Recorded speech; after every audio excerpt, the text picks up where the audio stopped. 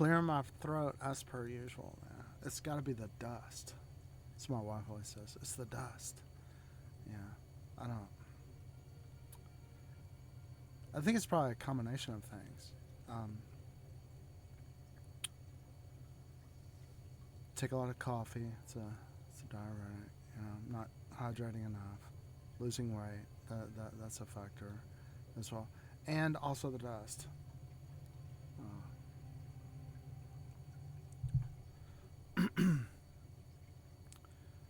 But yeah, gotta get that cleared up. I gotta get some of those home remedies and stuff. Let's see. Clay. Clay.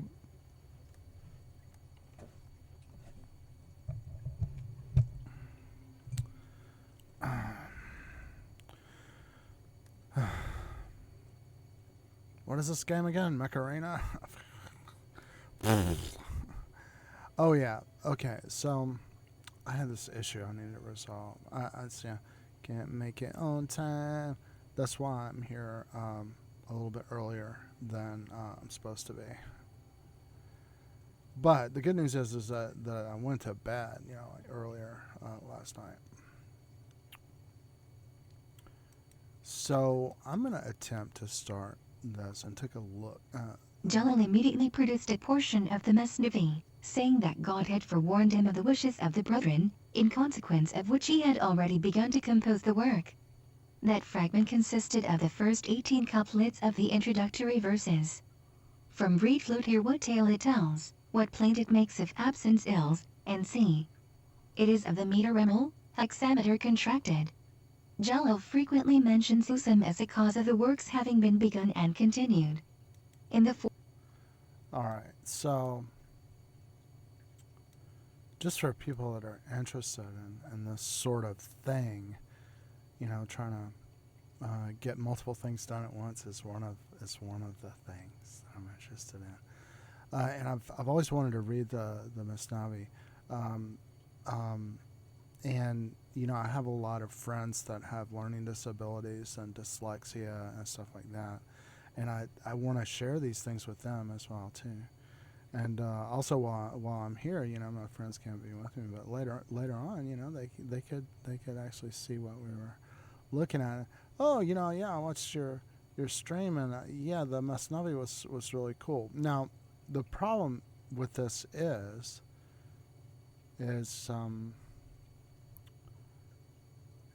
the file is too big and it lags a little bit on getting the text up, and I try to cut down the size of it. I need to remember that. It's like if you take a giant book and you use a file splitter on it, yeah, you can split it down, but to where it performs well on whatever computer that you're using, this is kind of a low-end computer. Let's see. I'm gonna go in here and try to see if I can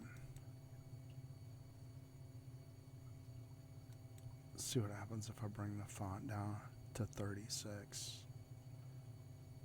Getting ready to do that. Okay. Now I'm gonna attempt to play it again. Speak from cursor aloud. Continued. In the fourth book he addresses him in the opening couplet. Of truth, the light. Of faith, the sword. Hasamudin IB. Above the lunar orbis clone my Mesnevi, through thee. And again the sixth book has for its opening verse the following apostrophe. 89. O thou, Hasamudin, my heart's true life. Zeal, for thy sake, I feel springs up in me sixth book hereby to undertake. Often they spent whole nights at the task, Jalal inditing, and Husam writing down his inspirations, chanting it aloud, as he wrote it, with his beautiful voice. Just as the first book was completed, Husam's wife died, and an interval ensued. 2 years thus passed without progress. Husam married again. And in that year, A.H. 662, AD 1263, the second book was commenced. No other interval occurred until the work was brought to a conclusion. The third couplet of the second book mentions Husam in these terms. When thou, of truth the light, Hasamuddin, thy courser's reign, didst turn, descending earthward from the zenith starry plain. Wow. The third, fifth, and seventh books have similar addresses to Husam in their opening verses. His name is also mentioned cursorily in the third tale of the first book. 83. On the death of Jalal, a party of zealots went in a body to the Purana, explaining to him that the new practices of music and dancing, introduced by Jalal, were innovations altogether contrary to the canonical institutes, and begging him to use his utmost endeavors to suppress them. The Purana called on the learned Mufti of Konya, Sheikh Sadruddin, and consulted him on the subject. The Mufti's answer was, "Do nothing of the kind. Listen not to such biased suggestions."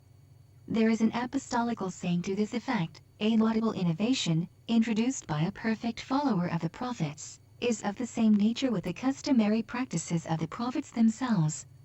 The Purana resolved, therefore, to do nothing towards suppressing Jalal's institutions. All right, it's still, yeah, not, yeah. I found this problem with I had put together a single file for the Arabian Nights of Richard Burton. It's a big fat translation. I put in a single file, and running on an i5, you had some lag there, so the lady would go talking off the page. Now this one, all I did is I cut off all the initial text and resaved it as a text file with that initial part cut off. And yeah, this is passable. This is gonna work. So I can think about getting started.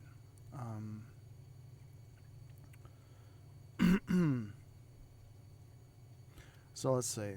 We've got our book. We've got our chat window. We've got our reference G major fretboard diagram. We got a YouTube video. So yeah, you know, it's like you can watch Macarena, right? Or read my magazine, or listen to Rumi. Study your music theory. Dance, right, to the music.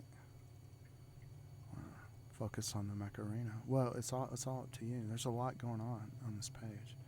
All right, so I'm gonna get this started.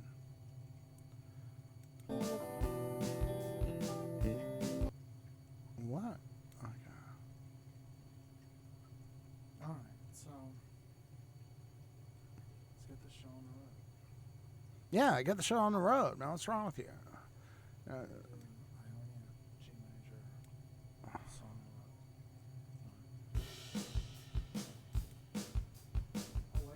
Institutions. 90. 84.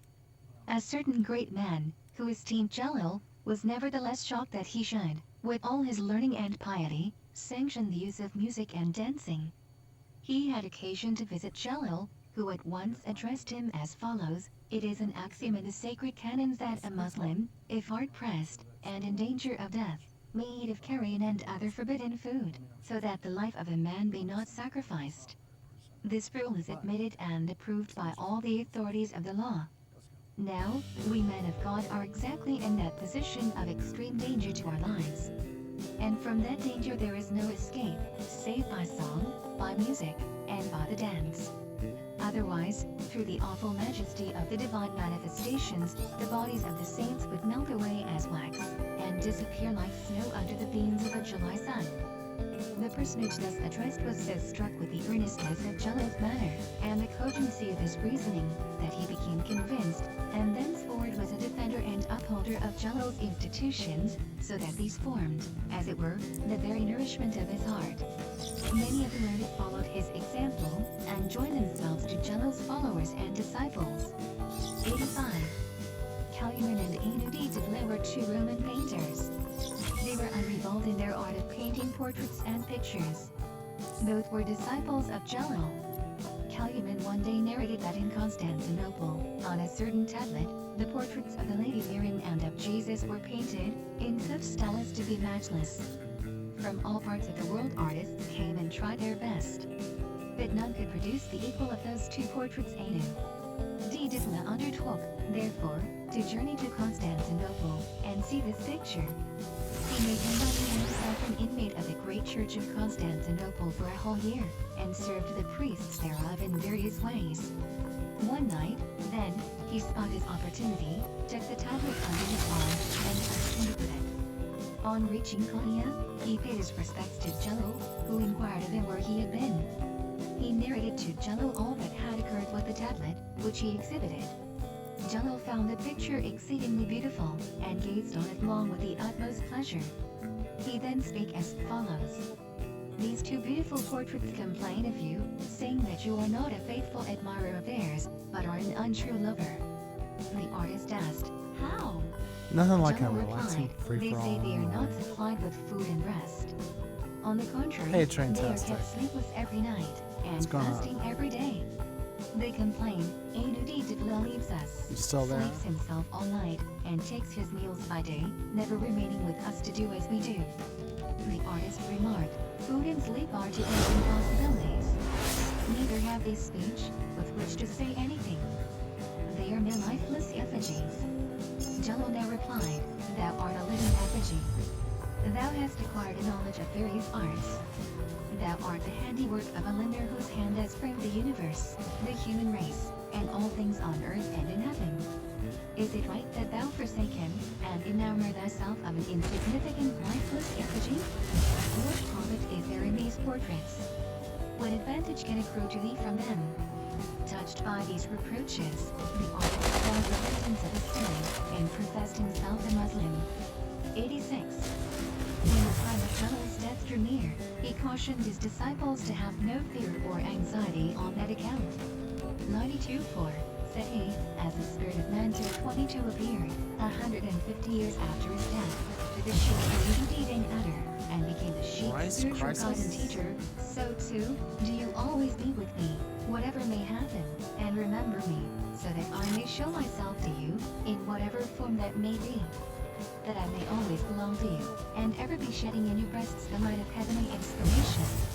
I will simply remind you now that our dear Lord, Muhammad, the Apostle of God, said to his disciples, my life is a blessing unto you, and my death will be a blessing unto you. In my life I have guided you, and after my death I will send blessings on you. Jello's friends shed tears off, and broke out into sighs and lamentations, but bowed their heads in reverence. It is said Okay, that let me he get gave out of this, directions to get ready his grave yeah, I'll clothes, join a call and that his if wife, I'm not too noisy. Khyber Khatun, began to wail, tearing her clothes, and exclaiming, O thou light of the world, life of the human race, unto whom wilt thou commit us? Whither wilt thou go? He answered her, whither will I go? Verily, I shall not quit your circle. She then asked, will there be another like unto thee, our Lord? Will another become known to thee? He replied, if there Christ, be, Christ. then will be I. After a while he added, 93 while in the body, I have two attachments. One, to you. The other, to the flesh. When, by the grace of the unique spirit, I become disembodied, when the world of unbodied spirits, unity, and singleness, shall appear, my attachment to the flesh will become attachment to you, and I shall then have but one sole attachment. 87. With his last breath, Jello recommended to Hassan 30 that he seconds, to lay what? him in the upper part of his tomb, so that he might be the first to rise on the Yeah. last day. As he lay in his extreme sickness, there were earthquakes for 7 days and nights, very severe, so that walls and houses were overthrown. On the seventh occasion, all his disciples were alarmed. He, however, calmly remarked, for earth. It is equal to a fat morsel. It shall have one. He then gave his last instructions to his disciples, as follows, I recommend unto you the fear of God, in public and in private. Abstain with sleeping even while in sleeping, as also when speaking. The avoidance of rebelliousness and of sin.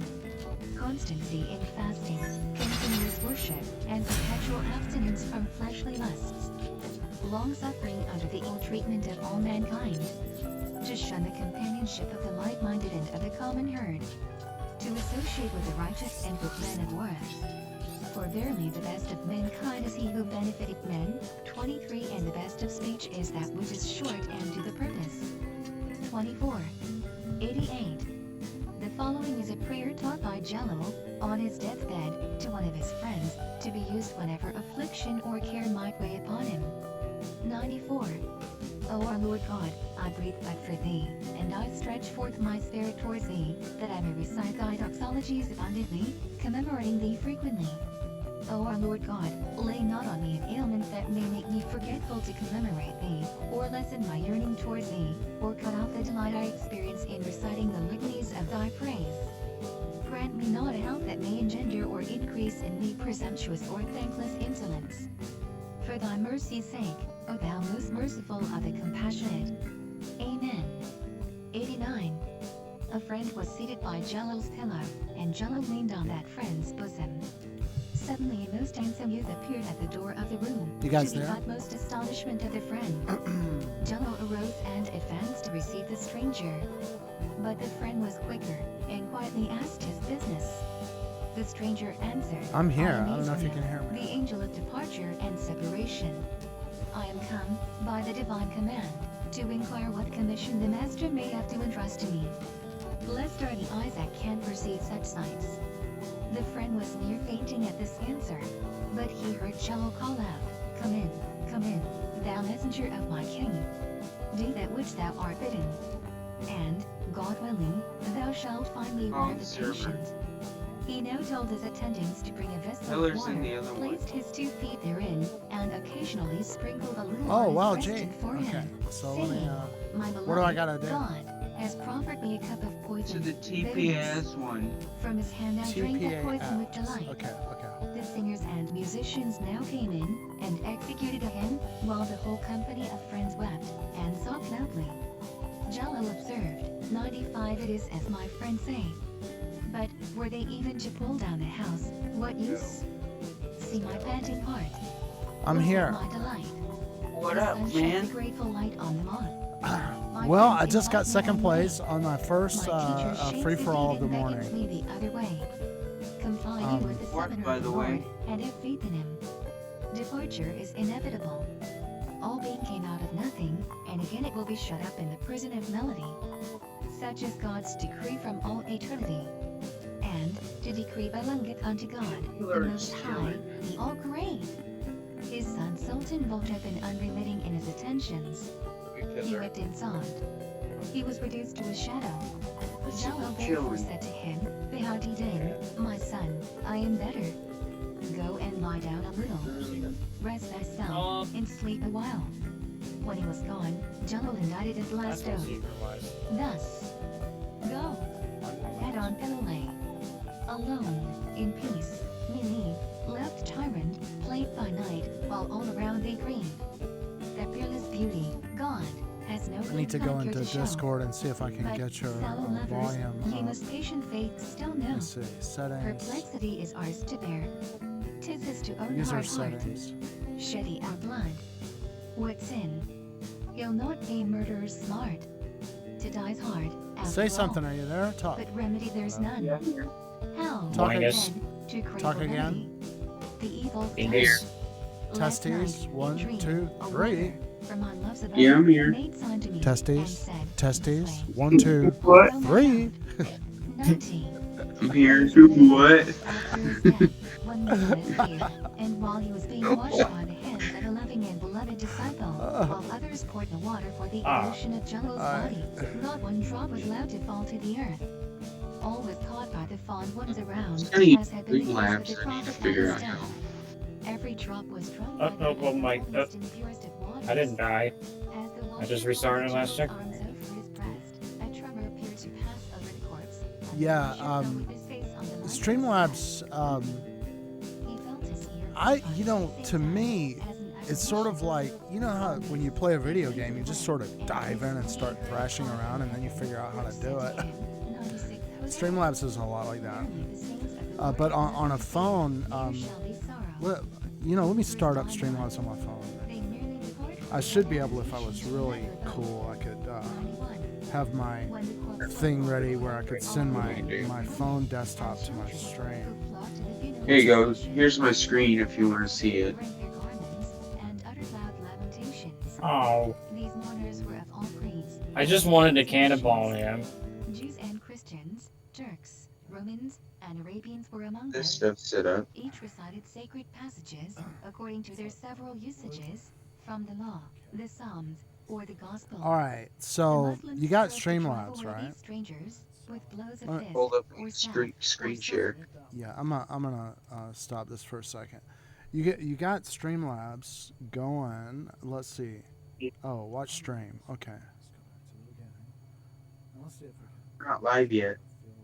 Okay. What? But don't you wanna stream a game, right? I think like up at the top left there's some kind of a menu,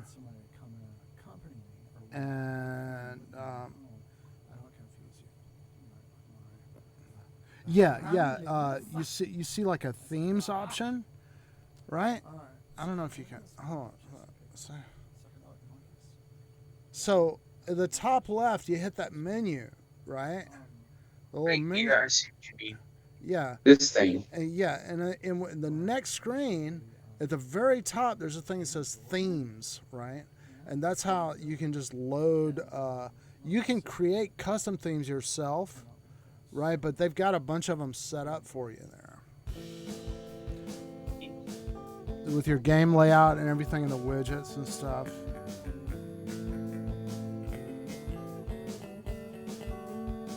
From one.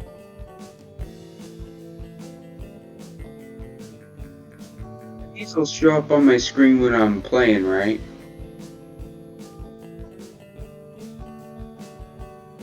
I mean, you can go to the settings menu, I think, during your stream. Well, maybe not. I forget. I haven't done it in a while. Thing is, I should practice it. I should put it on my list. You know, it's a Mech Arena challenge for me to like actually play Mech Arena on my phone. I've never. I'm like, God, how can you do that? You know, how can you play Mech Arena on your phone? Blows your mind.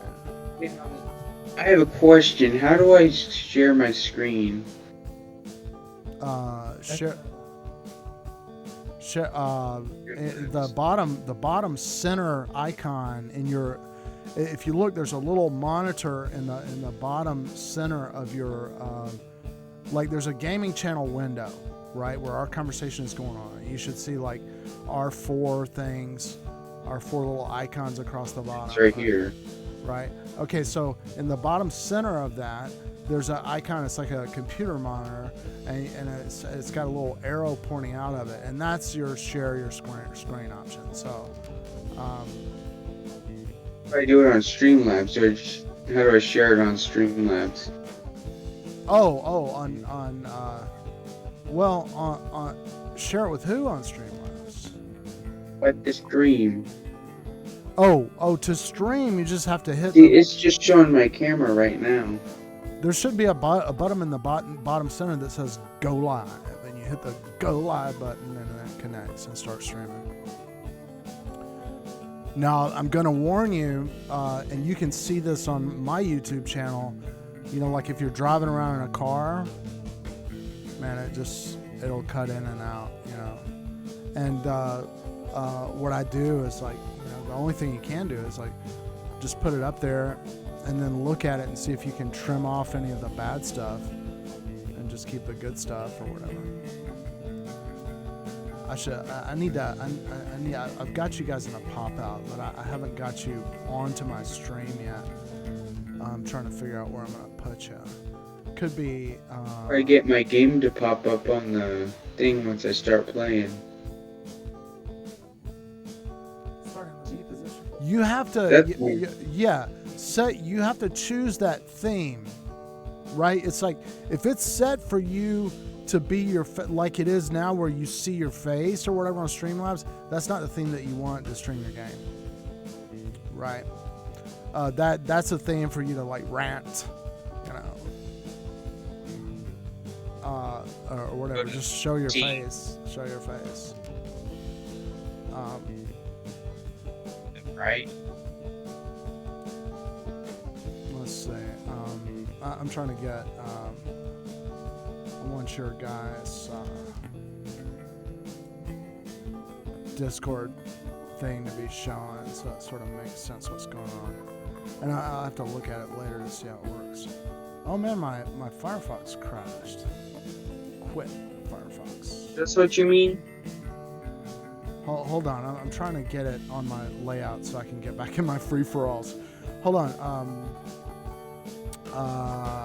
Okay, what I go to OBS and I add a source, and what am I adding? I'm adding a window capture, and I'm going to add existing, and I have a Discord window capture. Okay.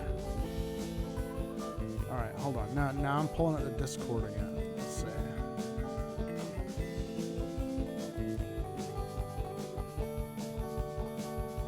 My goodness, I'm dumb.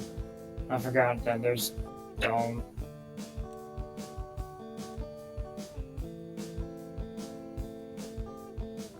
Oh, wait a minute.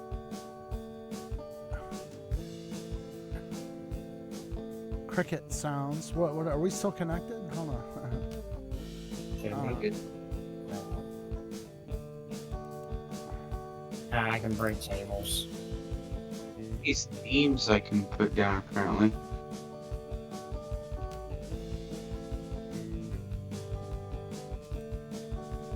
There we go. Okay, I got my thing fixed.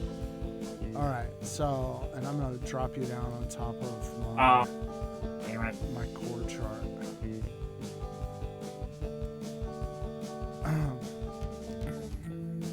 Wow, that's perfect. Wow, you can see the 10th fret position. All right, so ladies and gentlemen watching the stream, what do we have here? We have the Masnavi.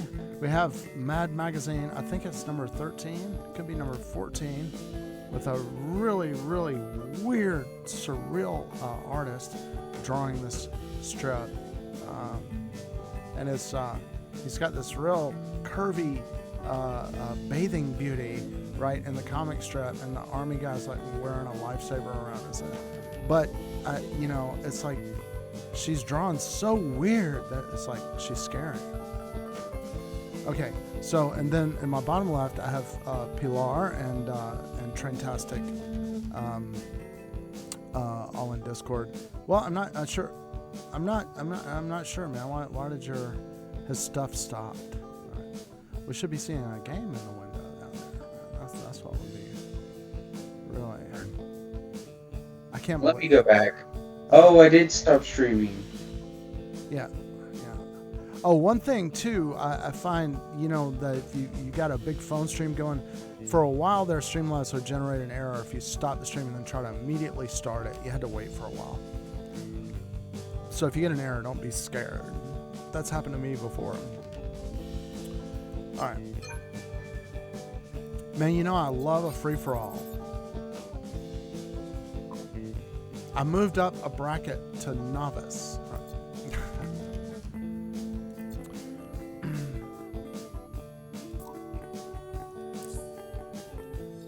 Where's you at?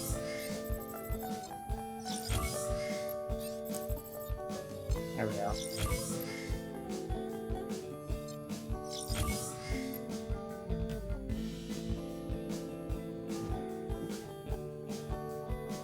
Okay, so now what has to happen is I have to get on your thing and hit watch stream. Alright, and that's, man, I wish it would just show. This is the thing that I had before. Hold on. Okay. Show non-video participants? No, I don't want to do that. Alright.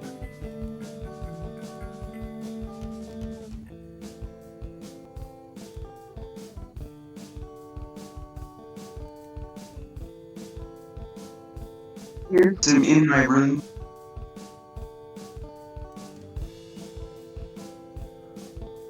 See, this is the thing. Like, I got it. I got it to set up. Okay, hide members. Yeah. Okay, now I got it fixed. All right. I appreciate you calling me. I don't know how people must feel when they get on a stream like mine with like 10, 15 different things going on at once. Some people have told me, they're like, man, I was getting on your stream. I just started. I was like, too much was going on. It's like, yeah. the hyperactive person. Because man, if I'm not this way, I never get everything that needs to get done. You know? I was like this when I was a kid, you know, because. Oh. That'll be right. I, Oh, he probably went silent. Did you Yeah. go silent? Yeah. Hey, can you hear me? yeah, No, I was talking about him. I got shadow kicked. It was one of the things. Freaking hate it when it does that. Well, search for it on Google. What to do about Discord? Stop Discord from kicking me, right? And it'll probably tell you some hack that will tell you how to trick the system into thinking that there's activity. That's what I would do. Don't get mad. Get even. And he's do bad.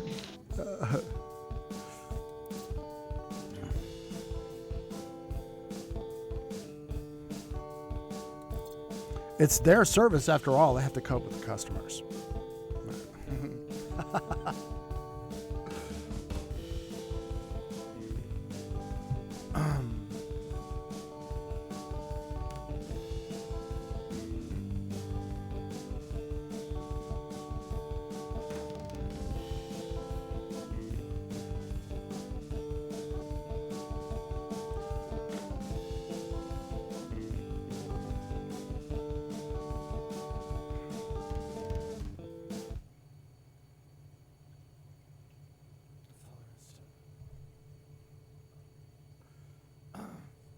So that's a little bit more like what I envisioned. And that way you can play along with it. And remember, you know, we're in a different mode. We're in a different mode, right? It's just, everything is G major, right?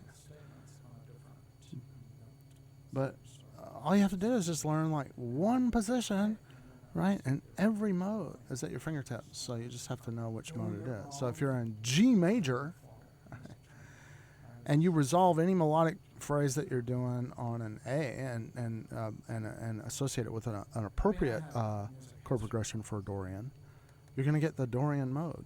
But it's really the same. It's really the same notes, the same note pattern. So now we should go. Wish I had known that when I was a teenager.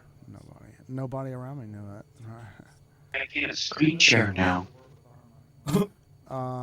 Okay, wait a second. Okay, how about I had you open as did that clear things up? No working.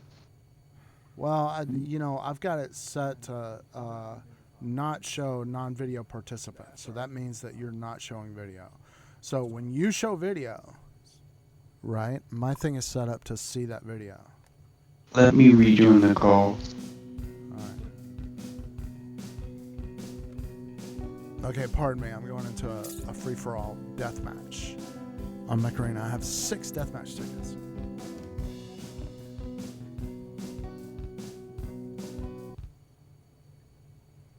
I was like, let's start this on the F sharp. Why? Why would you start on the F sharp if you're in B minor?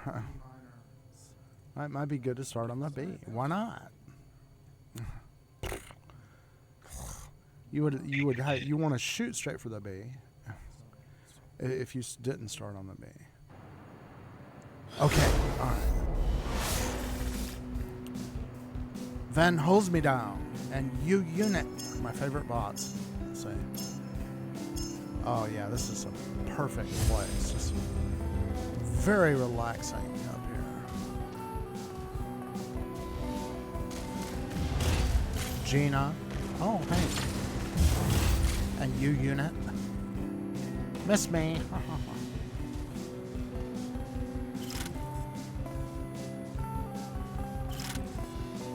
Oh, I'm looking down there, man. That's stupid.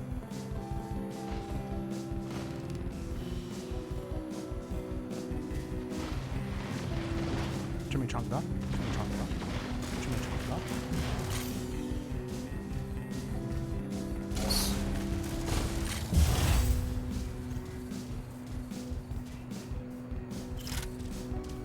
What is this guy? unit again? It's a bot vortex. Okay, here comes old folks home.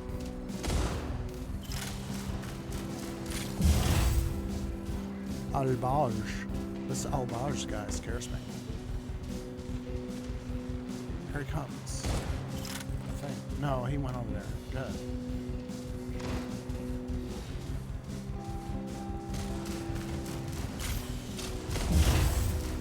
Cornfax. That would be a real humiliation to be killed by him. Stupid bot. Then hose me down. The bots are out in force this morning.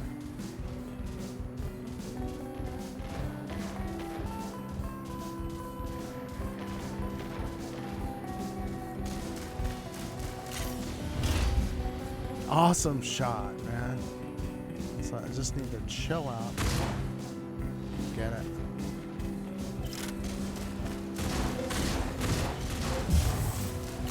You're supposed to die with one, dude.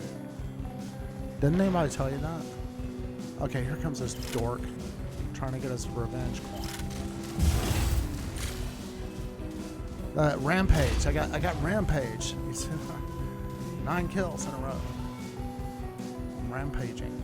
Here comes old folks home. Don't you want to do this, old folks home? It's my favorite spot. It's like, this is one mole you're gonna have, you know. You're gonna have to be a quick whacker to whack this mole. Chim-chum, chim-chum, chim-chum.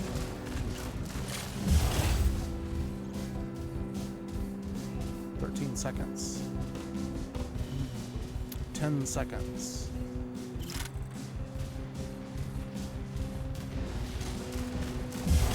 12. Ninja Master. I got the first place.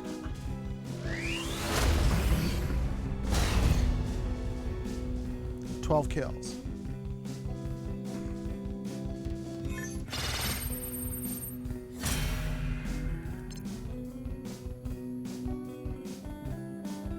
Right now.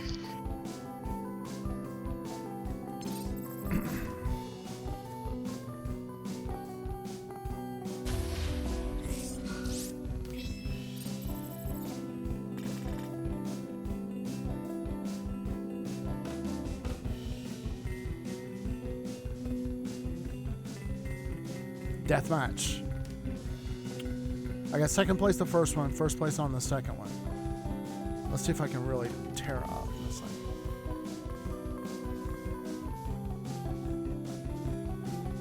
Very relaxing.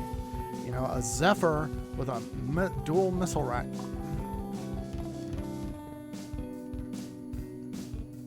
In that little cubby hole. My favorite spot.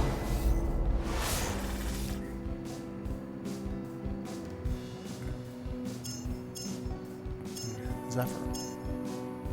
Right by where I need to go.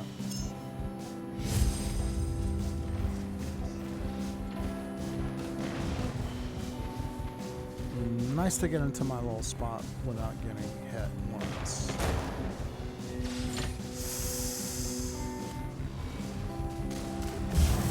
This guy almost, what did he do? I thought he hit me, must have hit the wall. He's trying to get me from the back. Okay, I'm down here. This is the opposite side of that. Hold on. Yeah, okay. Hi, Jordan. Huh? Jordan. Hey, Jordan. What do you mean? Fishing simulator. Got him again. Alright. Here's this guy. It's Brock Chunk. Like fishing simulator. Pillar. He's pretty tough. Maybe.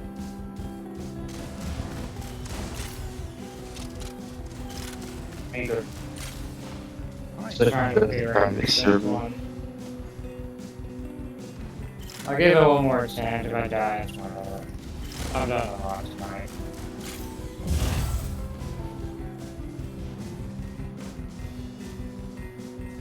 Boop. Nice. kills, That was 6 so kills. clean.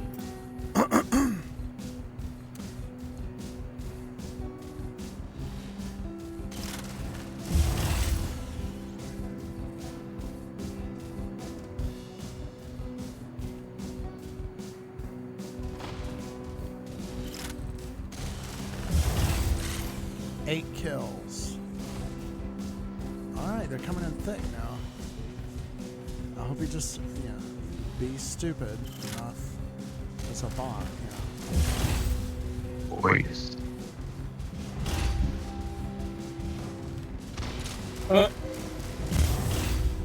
Bro got friendly fire.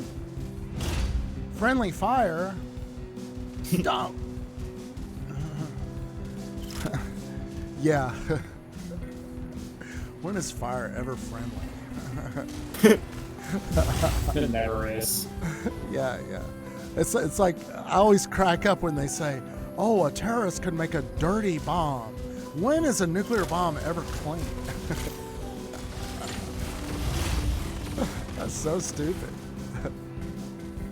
It's the most awful thing you can make. That's sure. Killer. Huh?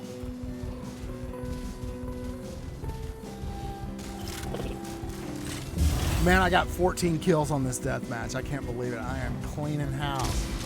Die. Don't be stupid, Dave. Yeah. Don't get arrogant. Oh, first place. I gotta get 2 first place. And I'm on my daughter's account too. So I really need to bring her XP up and get lots of high points for her to catch her account up with my account. Because she's about 1,000 squad power lower than me. I don't even know if you guys are still there. Are you still there?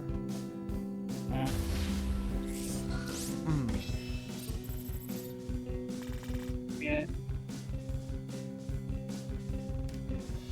Yeah. Does anybody know how to calculate E equals MC squared for 60 kilograms? It's a number. Yeah, but how many zeros are in the speed of light? No. Meters. Yeah. Okay. Yeah. So speed of light has got it's like 300 million, right? That means well, it's 299 something meters per second. It's really fast. Speed of light's got 8 zeros. Yeah. So 300 million is close enough, right? So you just go. You got to square the speed of light. So you have 8 zeros. So you got a 9 out in the front, and then you got 16 zeros. A 9 with 16 zeros. And you multiply that times 60.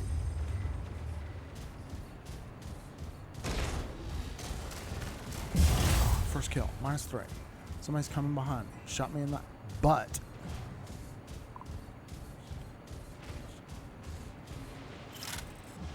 Dum dum dum dum dum dum. La la la la. Here comes -3. See, this is the thing, man. The dang. In these turkey, this guy's coming too fast. Yes, he was coming after me, and he got shot in the back because he was. This is a thing I figured out. I don't know if anybody's interested in Mech Arena, but oh. Ow! They're gonna kill me.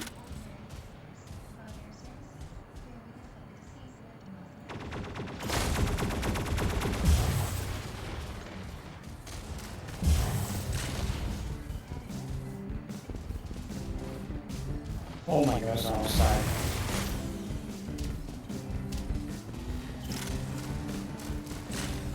Ow! You turkey!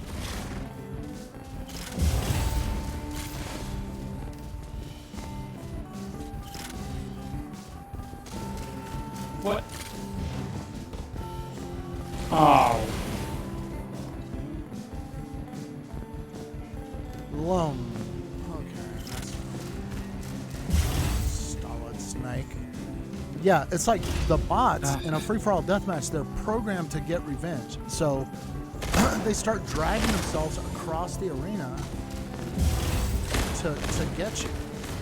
You take out a couple of them, and you just have to stay in one spot, and they all come to you. It's very stupid in a free-for-all to do that. People do it too. I told Traintastic, they have artificial intelligence. Well, that's artificial stupidity. You're in a free-for-all deathmatch. You want to get revenge on somebody, you're going to run all the way across the arena with everybody on the floor shooting at you? It's not very smart. But people do it.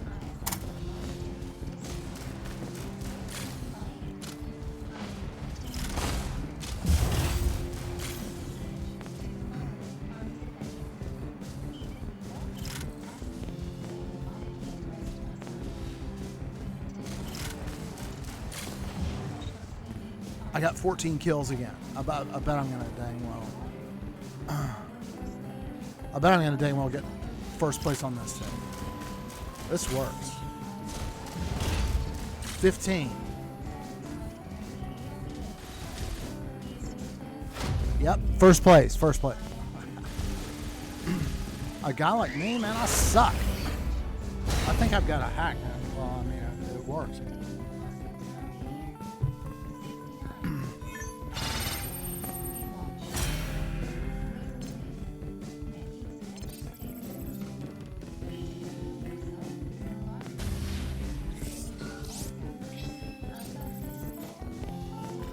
Join us in a game of fishing simulator.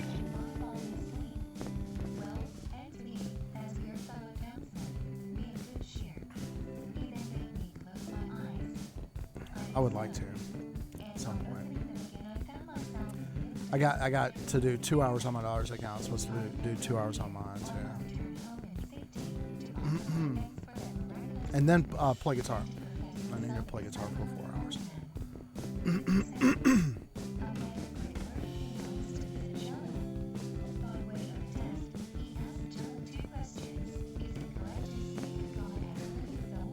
Then I will have done a full work day. I'm trying to set a good example for my daughter. When you're young, right, that's the time to really, really develop yourself, your skills. So if you're a big gamer, man, you should really, really, really, really work on your skills now when you're young, you know, because when you get older, it's harder.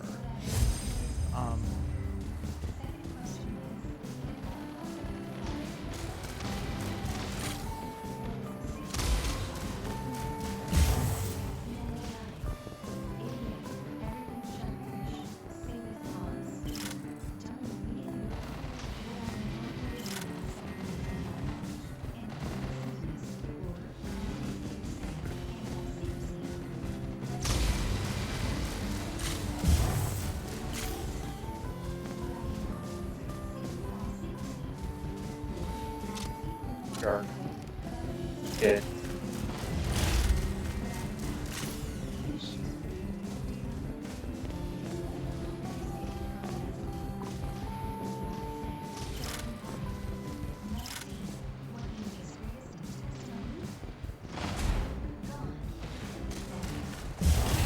Four kills.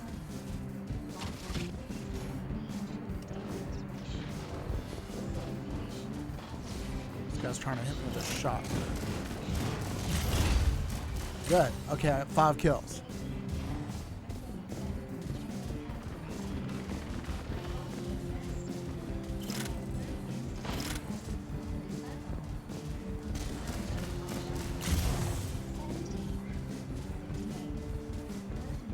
I think I died. You died on a fishing simulator? No, the sharks can attack you. Oh, okay. Yeah, nothing like game design to add some flavor to what should be. Have you ever seen that that cartoon where it's Ren and Stimpy, where they have a fishing show? Have you ever seen that? It's called Bassmasters. I haven't seen anything like that. It's a great cartoon. Ooh, I got a great white tooth. Would make a gold looking necklace.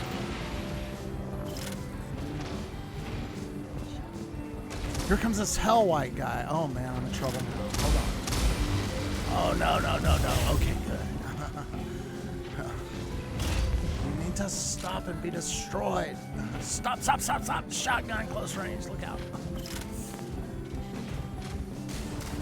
Oh, good.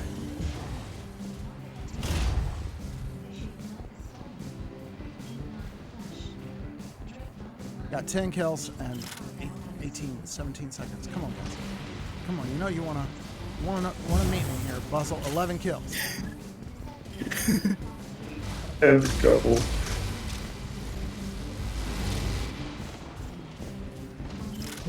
You jerk. You mean a jerk. First place. I got Good first job. place again. 12 kills.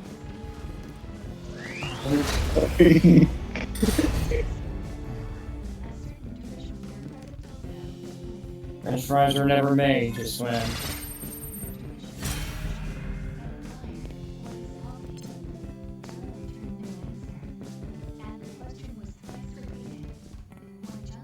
It's the shark hunting. That's what I was thinking of. Just ready your spear. When you do that.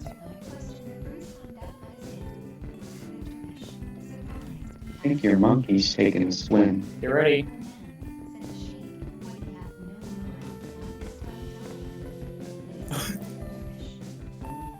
Did I get it? I don't think I I got the didn't. last it. I can drive over and see if you Oh, I got got it. I got a shark fin. Oh, it shares rewards. Extra good.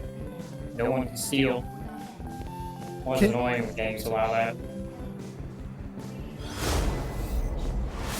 Fantastic. Can you see your game screen to my Discord? Because I can't see anything.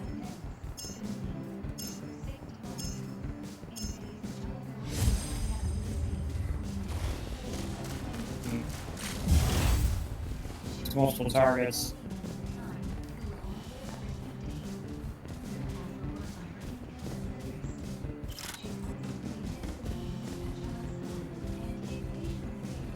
Pretty quick. Is that an orca? It is. I want to kill it. Fine.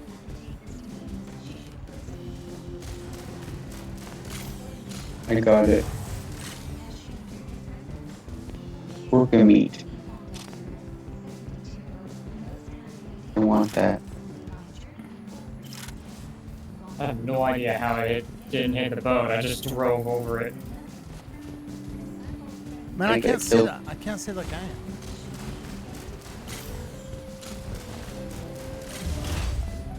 Oh, that one hit it. You better drive.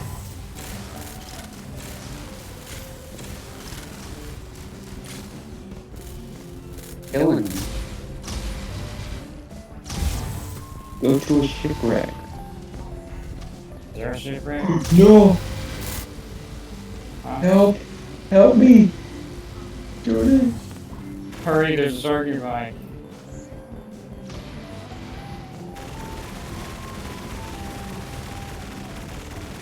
Oh, God. I didn't mean to jump off. I'm so sorry.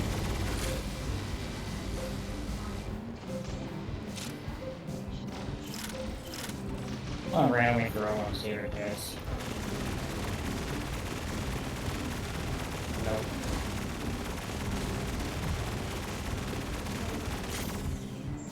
Really? Did not do that. You did not do that in front of 3 orcas. We're all focused on me. Here, I'm gonna reset. Yeah, you can tell yourself while you do that. Probably good idea. Dang. That's tough. It may be tempting, but I wouldn't have to jump on. Let's see how much this stuff gives. Regular shark stuff isn't worth much, but you occasionally get a good drop. Orca fin is worth 997 coins.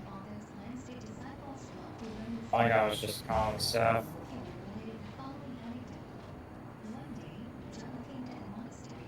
11 seconds, I only got 5 kills. This guy popped in with this Arc Torn.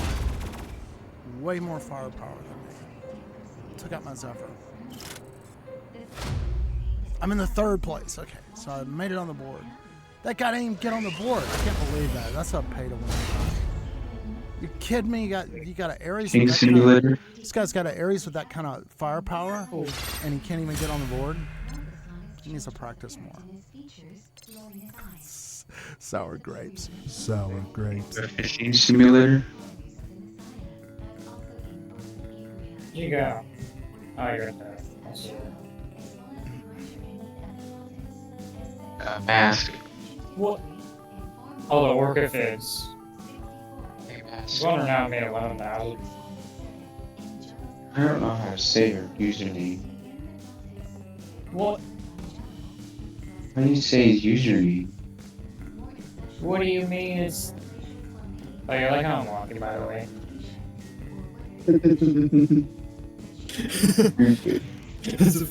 I found that funny animation. You're sitting. You sit weird. Like how... Oh, I fixed it. I accidentally selected it. Traintastic, can you hear me? Yeah. Can you? I can't. Can you Yes. share, can you share your screen? Oh, I'm in the middle of a game, but Okay. Well, just when you get a chance. You technically don't have to do anything. I can drag you back. I can't see anything. fishing simulator.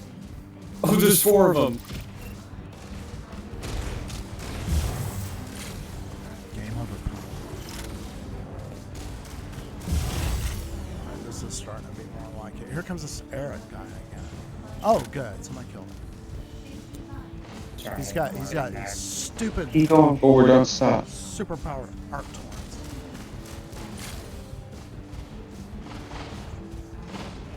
Killing him. Got him.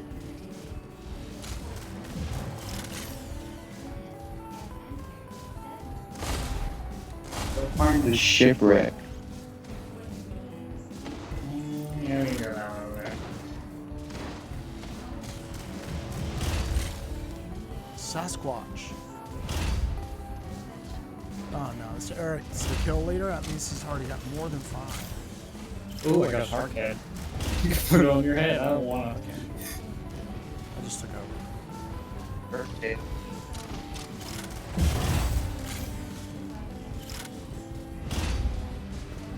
Ninja Master.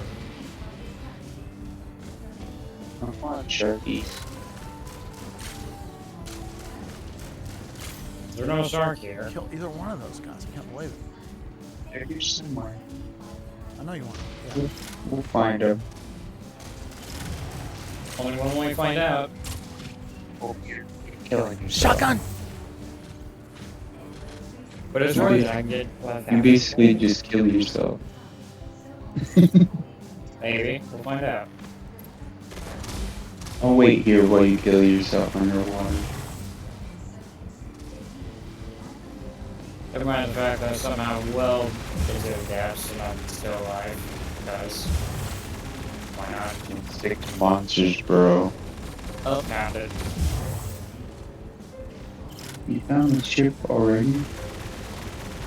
Yeah, I got lucky. Like, open.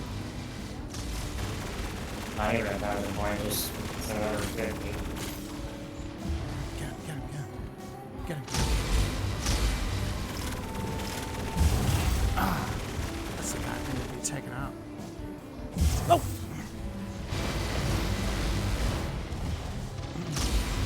20 seconds. I got 11 kills. Alright, come on. Put nice Ares down.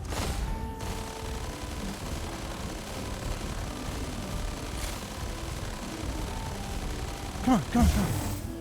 Dark card pack. Why can't you die? There's the shipwreck over that way. First place. I got first place. What the?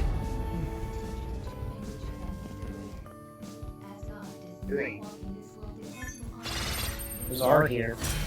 Graffiti, that's fine.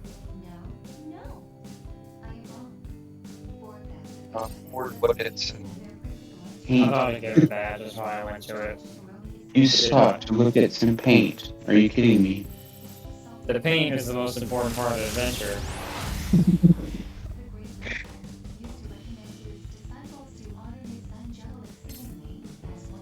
To kill some shirts. Time to kill some shorts. shorts. Oh, we got one chasing us. Not anymore. That's a bird. No, do you there was mean? one behind us. What'd you What? jump off for? Oh. I didn't. I didn't.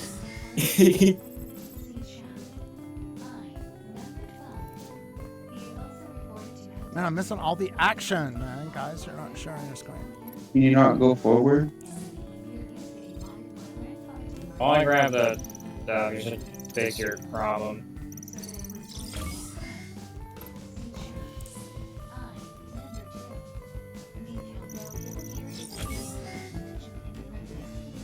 Oh, the reason I think it kicked me out because I don't have this island unlocked yet. Well, don't forget to share your screen. If you got kicked out, you're going back in. Yeah, you should share your experience. Hold on. I'm gonna do it real fast. Because I can't see nothing. I can't see anything either. That causes people with ADHD to spaz, man. I'm going to start shaking in a minute. Feel a seizure coming on. I need more stimulation. There's a shark down here with me. 2 of them. What? I'm just circling around. Okay, kill me. Alright, prepare to swim. Doesn't matter, there's no penalty to dying anyways. The way I see it, it's a shortcut back to home. Kill me. And I made 9,000 while I was at it. It killed me.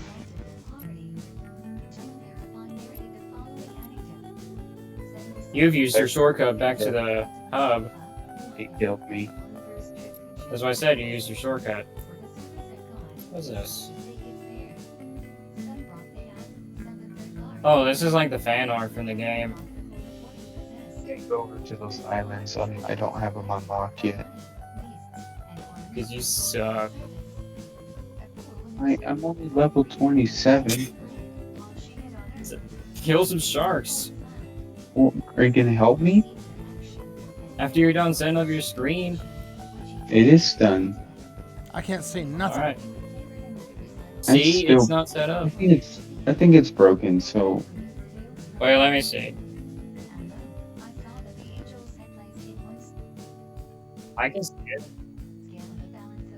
Okay, hold on a second. I'm going to go to show all participants. Okay. Awesome. It's working. Okay, got it. You're streaming, right?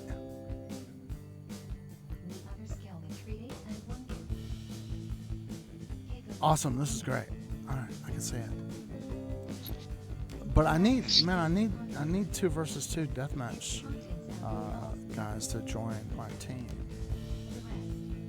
Oh, you got a speedboat? That's awesome. You got one of those. You know, that's the coolest thing to take on those speedboat trips is one of those drones, right? So you can fly around. And you need some dancing bikini girls on deck. Then it would just be complete.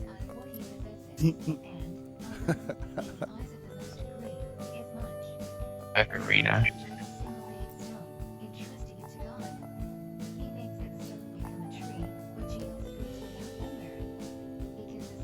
I literally saw guys doing that. You know, they had their fishing boat, right? And they had a drone flying around, and they had dancing bikini girls, fishing poles.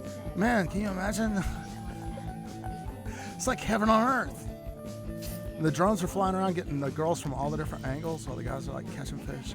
Oh, I can't wait to go back tonight and watch the videos.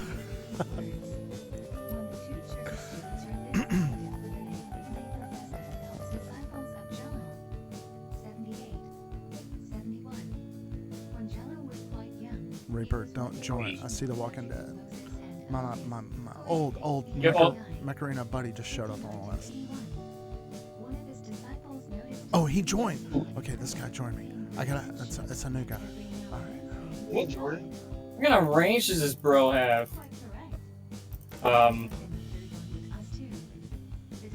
Die? Spiked up. No, but the boat's one hit now. Better I'm just sorry. respond. I'm just sorry that I can't. That would mean resetting. You can just get out of the There boat it is. and let it despawn. And then we'll be stranded out in the middle of the ocean and die. Just like this. Ah! I killed it. What? How did you do that? Capsized? That shark had reach hacks. We're dead now anyway, so They we're had reach basically hacks. shark food. Well, it just resurrectionalizes them behind it, and you'll be back. Don't worry. Dying is okay. Everybody has to do it.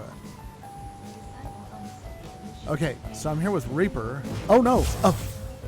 And I was, yeah, trying to follow him, and I got killed. Dang.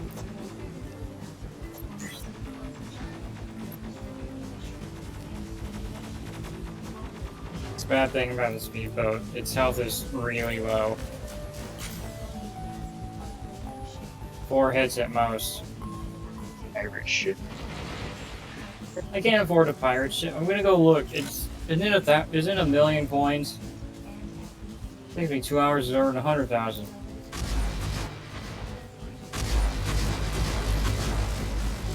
Sailboat. Like, want to upgrade my. The Lambos what catches my attention, but it costs 10 million. The pirate ship is 8,000 gems. I don't even think I can buy that. Can you win this, man? I need to win it, not lose it. Yeah, I can't afford it. 4-4. Okay, 37 seconds.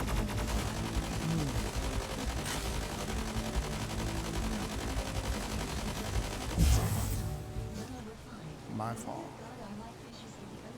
Is it? 23 seconds.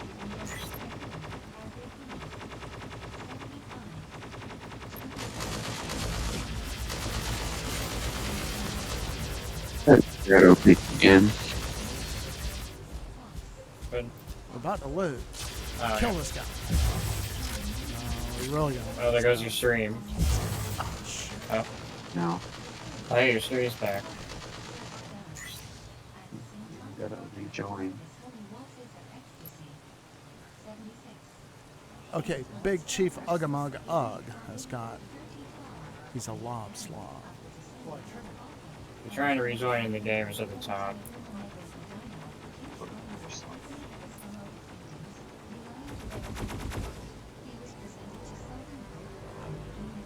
I would love to have a Lambo. That thing's almost twice as fast. It is twice as fast.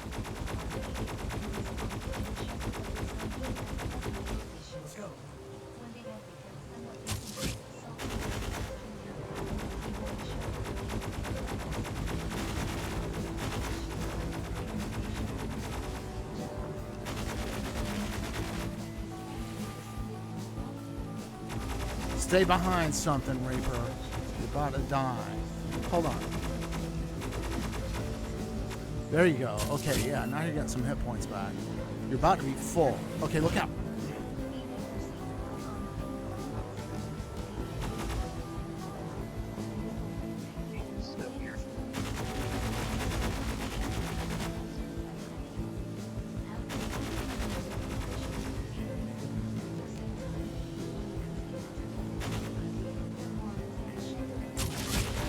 He's up to something.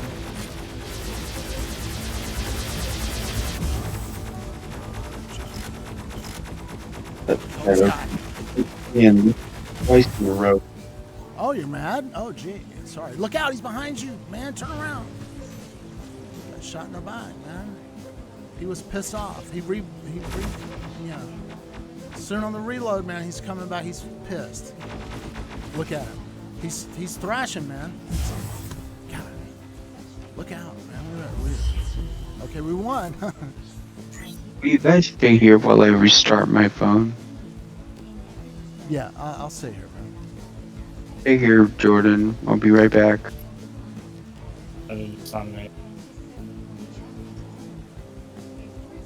Alright, I'll be right back. Give me 1 minute.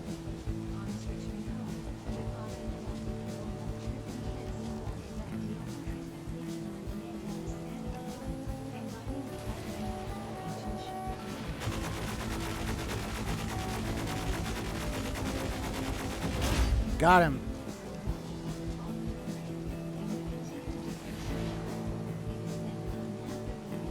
What do you got? It's like a javelin rack, something. Not a helix rack.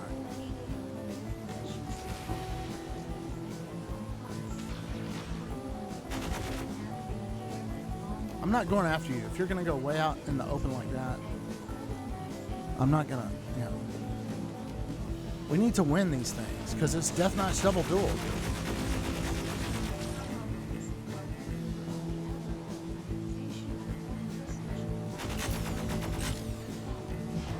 Good job. All right, Reaper. Don't you want to get some heals over here? Look, you're gonna die, man, if you don't get. I'm gonna die trying to come over there and try to heal you.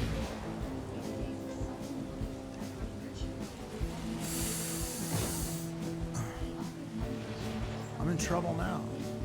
3-0. Look, good.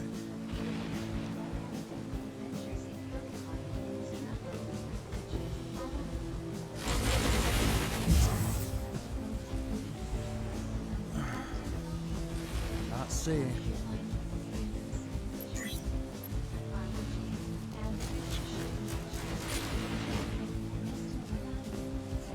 Word thing. So if it does it again. We won the round. Can you hear me? I don't see your screen at all. Yeah. Okay, now I see it. Now I see it. It's working.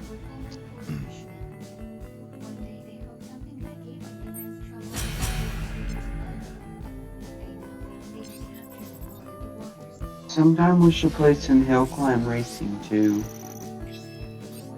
Yeah, I was going back and looking at the stream when I was streaming you playing Hill Climb Racing. It was kind of funny. Is that the one where it's like kind of 2D? You're looking at it from the side, and you got 3 players or something?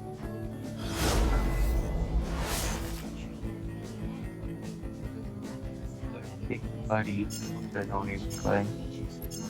I don't know why I have so many stupid apps. I don't use them. Delete them all. That's what I do.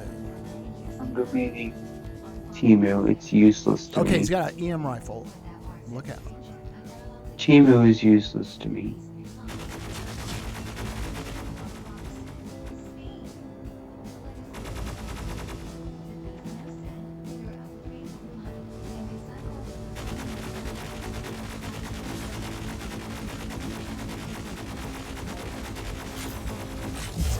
Ow! Man, hit me one time with that EM rifle. I was dead. 34,000. I changed my profile picture.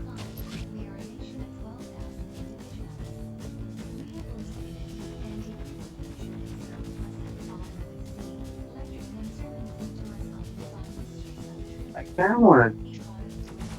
Come on. Yeah. You're doomed, man.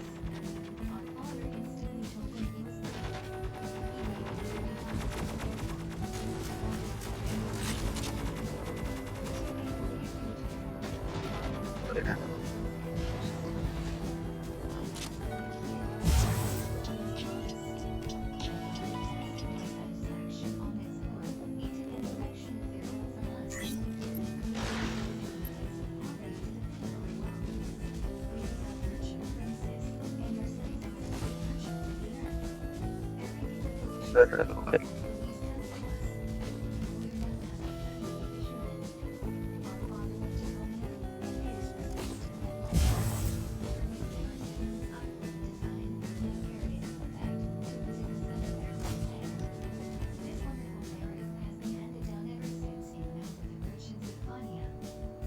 Three seconds. We're doomed, man. There's no way. It could get worse, actually. Yeah. You need to hang back a little bit, Reaper. God, this guy. He's like, I mean, run straight into onslaught. Dang. This guy coming back again with the EM rifle? Jerk. No, some other. Oh, yeah, it's the same guy.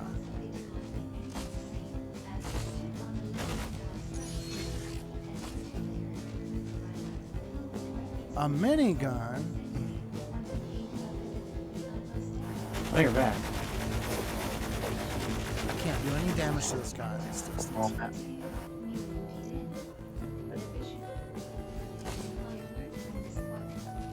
I don't want to change my profile picture. Fudge. How do I change my profile picture?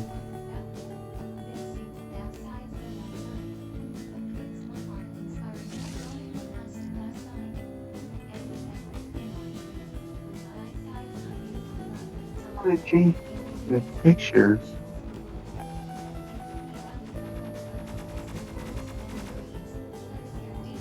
It's no.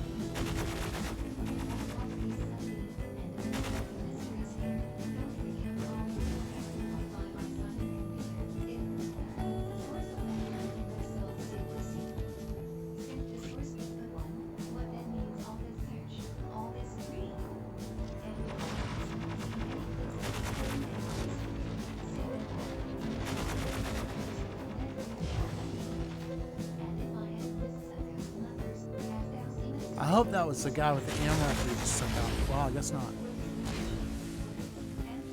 How do I change my profile picture?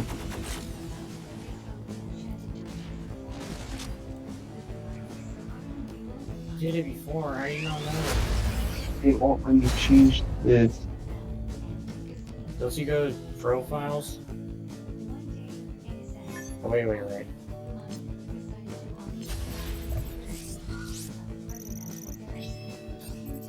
Hey, you go to Reddit, use your profile.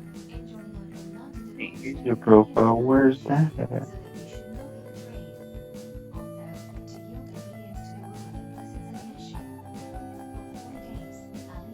Oh, you made yourself pink. Dude, how do I do it? Try to go to profiles. It would be in profiles. Oh, Different on here. wait. What's that? What's that image a little bit above your online green circle thingy on your image? This thing?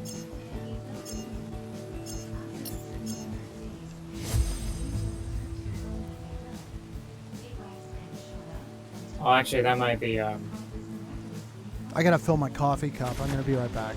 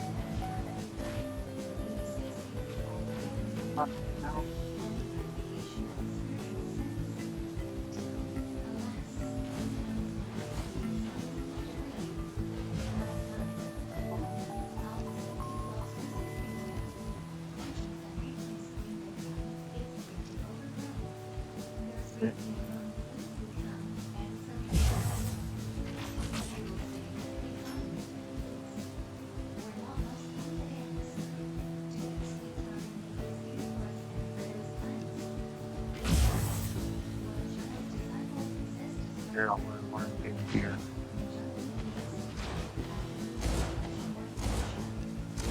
Back to the block. Based on the server.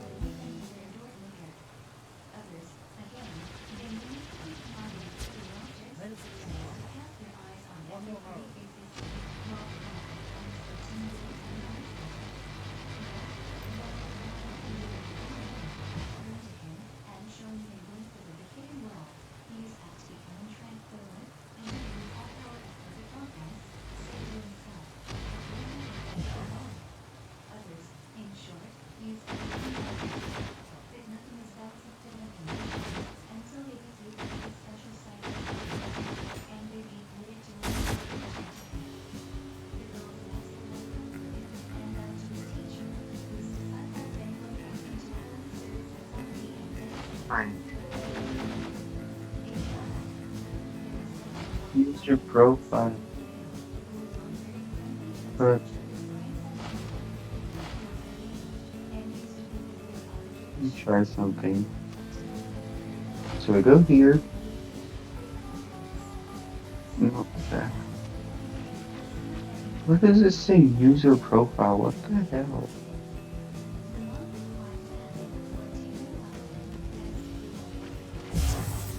Are you seeing this, Jordan? Those profile that's out. There's no use. Look what it says on phone though. This is on phone. This is user Probably an profile. old image. This is user profile. Yeah, but that's probably like an image taken like 2 years ago where it used to look different back then. Outdated. Trying to say outdated. I really want to change it.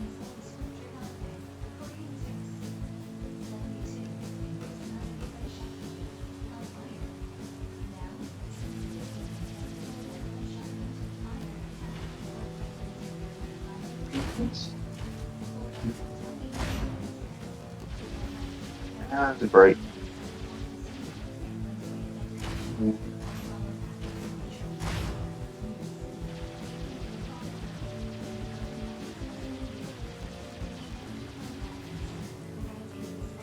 I don't even know. I can unlock an area with 300 cheese.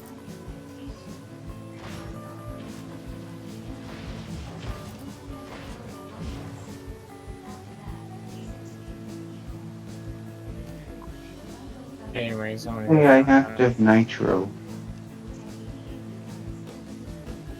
Huh? Why does it say I have to have nitro?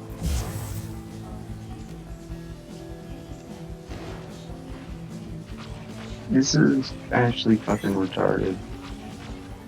Hey, not the R word. I'm sorry. It's actually stupid that it won't let me freaking change it.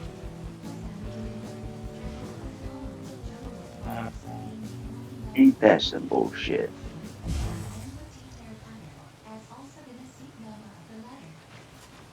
I think it is just in profiles. You probably have to tap some icons around. Wait.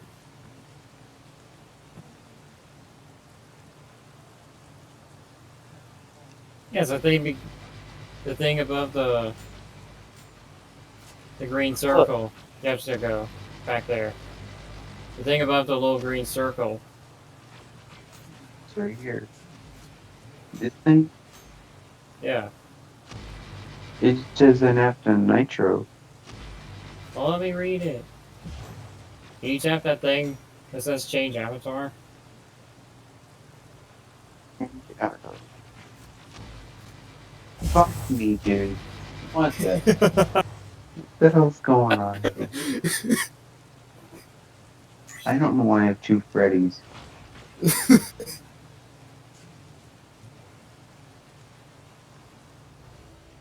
There, just get his mouth centered.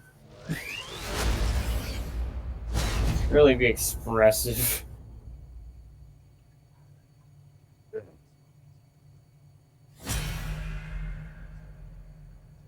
I mean, that's going for it.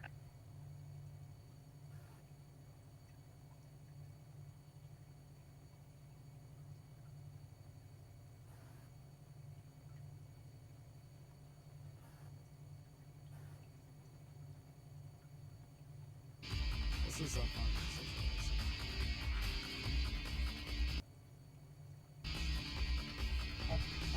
There you go. Audio's messed up.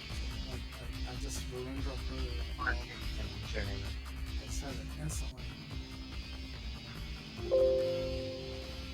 Start streaming. Windows. I'm not ready. That was a Windows mode.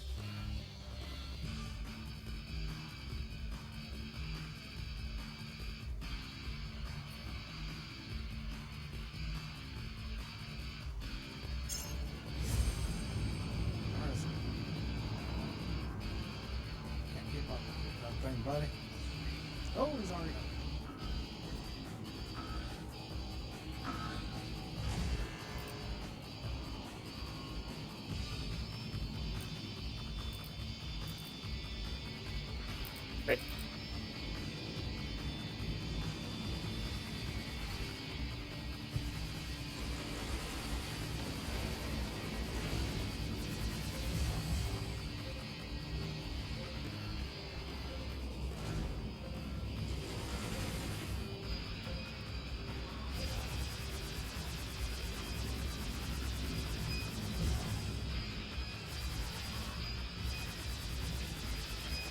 seen this?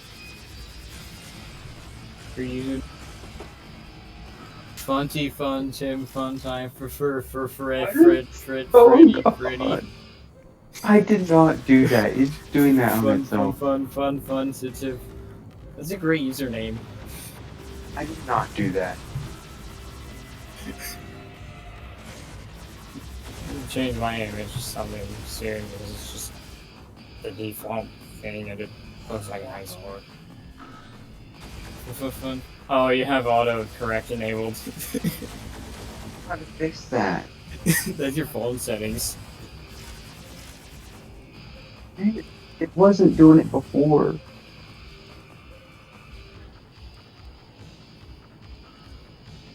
Did that just say Grammarly? You have Grammarly on your phone? Man, I hate Grammarly. Oh god. Yeah, it's just everywhere, dude. It's like, man, people. So, It's true. for free. People don't read enough anymore. But it's like we don't read and we don't plan to read. So Grammarly. Man, the thing that's dumb about that is like, reading is not just about being able to read a book or something. It's also about, can you think? If you ain't got no words in your mind, you can't really. Get to a lowercase n. I don't understand what it's doing. You need some words in your mind to think.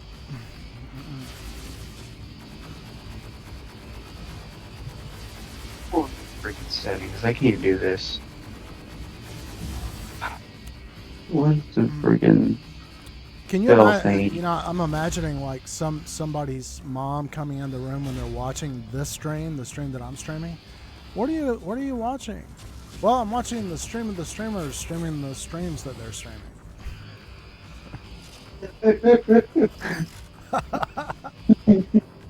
That's so ridiculous. I'm watching the streams that the streamers. Streaming the streams that they're streaming.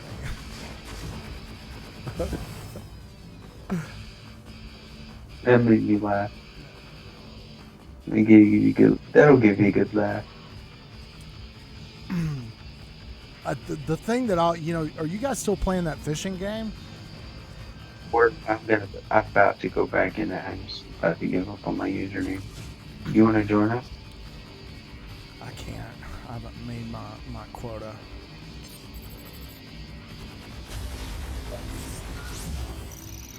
It's gonna play World Scale, I wait. Here we go. So earlier I was looking at the thing. It's like 610. Ah, For my. I'm rusty already. On my MD 610. Remember that. 'Cause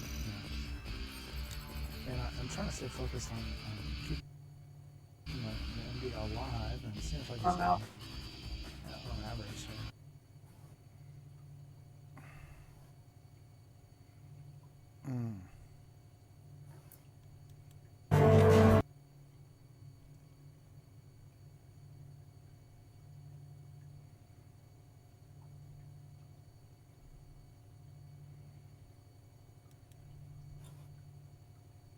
I didn't die. What do you mean? There's be some sort of setting that just resets the whole map from Look at Journey the appearing. game. I found the good game, guys. We're getting to where we're like. Does it cost $20? I don't have $20. Self-food tycoon. What the hell? Self-poop tycoon. You know what? I think I'm good. I will say that the Shit Express is a real thing.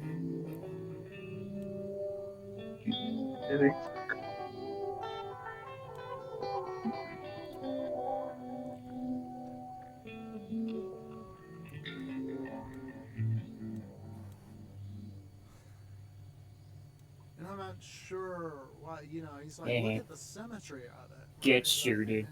He's like, let me not go too far afield, but just try that pattern. But- But I was gonna be like, okay. This guy was trying to show me some thing on YouTube about how to play the guitar. And it's just like I never, and he's like, just bear with me, and I'm not sure. Let's do this and see. You don't want to change everything that you do just because some dude is trying to sell you a guitar course. Lydia, theoretically. I found it. Ah, Here you go. bro, I got really rusty. Here you go, Jordan. What? Look at this one. Oh, I wonder where they got the inspiration from that. Minor blocks? What the hell It is has to be an that? original game. There's no way they'd rip off a popular game.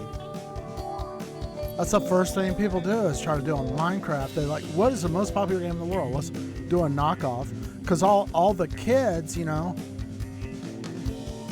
that my daughter did this. She was like 3 years old. She's like, Minecraft.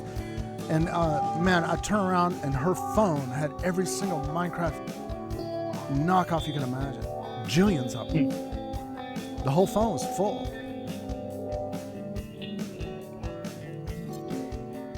So it works. I mean, little kids are like, this looks like that's it.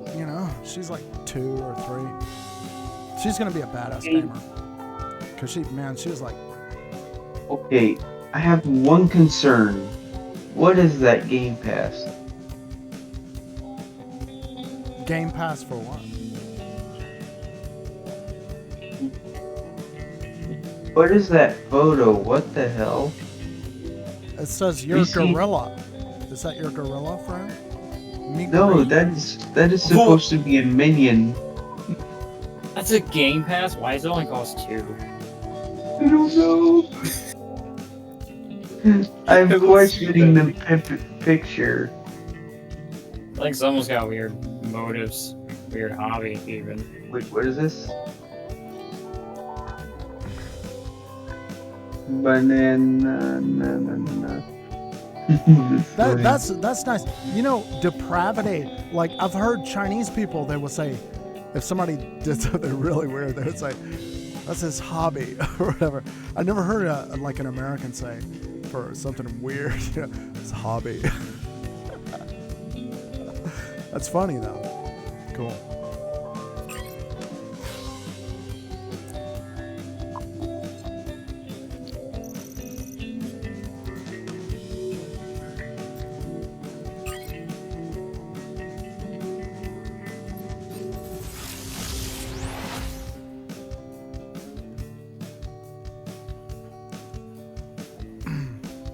I know you guys don't know me very well. I was in China for 7 years. I was a teacher at a university over there. Have you ever seen these Cosmo robot things that you can get? Sure, why not? Thanks. I don't know. Cosmo. By Yankee. They're like these little advanced robot AI things. Do they have quasar power? Can they turn on like a No. quasar? They're like, they look like this.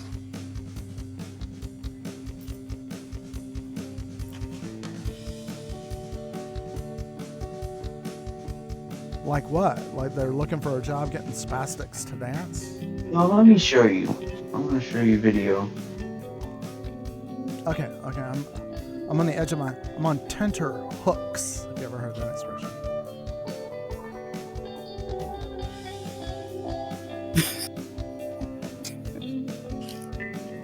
Okay.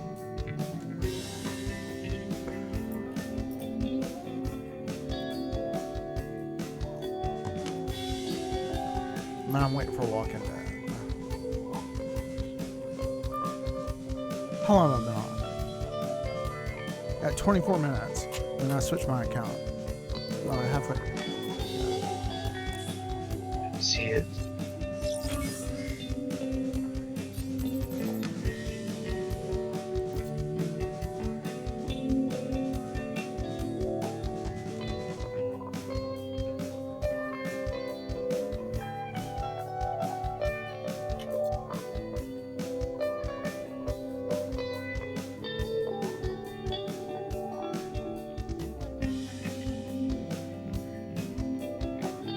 see it.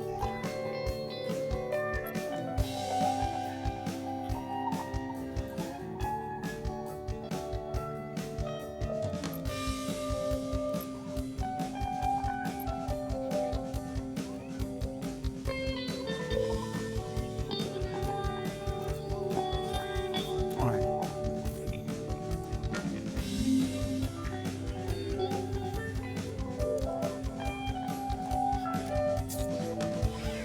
Free for all deathmatch tickets.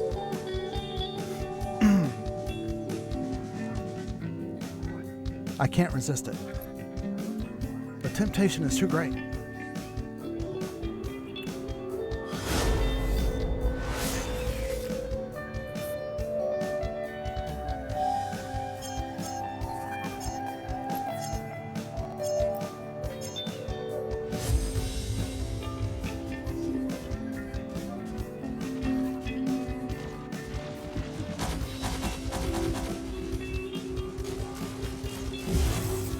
And a whole bunch of different stuff. Why does that have to be? This guy shooting me in the back again. I wish this guy would go away over here. Well, I have 100% hit points. No, no, no, no, no, no. Don't. You must die. You must die. Die.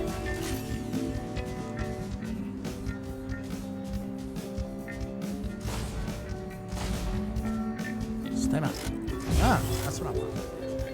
You must die.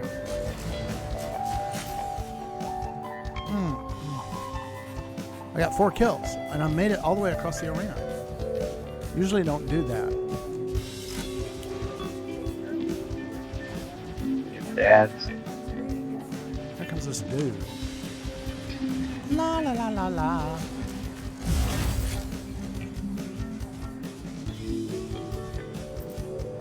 Toe Beans, you know you want to come over here.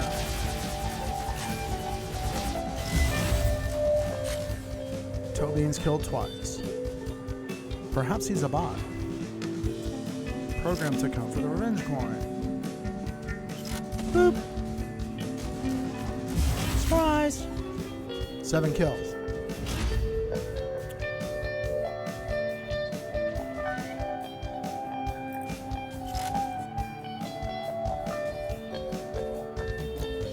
Here comes Toe Beans. Yeah, that's just what you want. Get back to me. Goodbye. 8 kills. 9 kills. Rampage.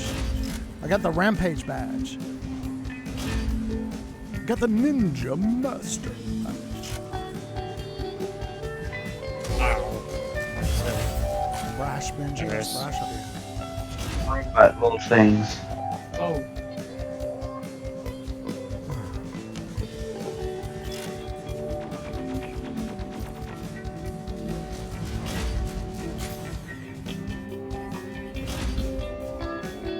Six kills from behind.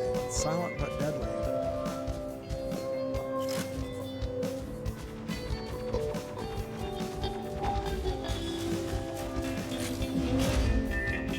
Nemesis. Oh well. You got friendly Toe fire. Beans killed 4 times.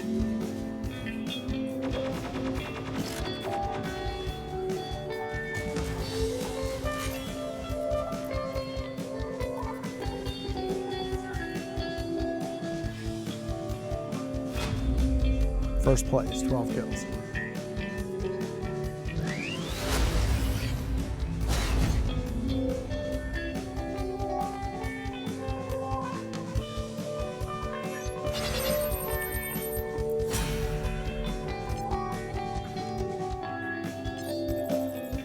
Anything?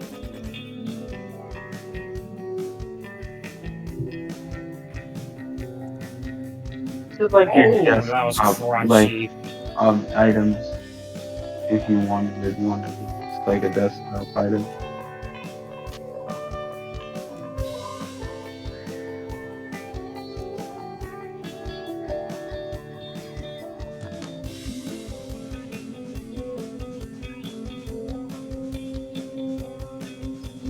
Wow, I just deleted a hideous mass in 2 seconds. Ow.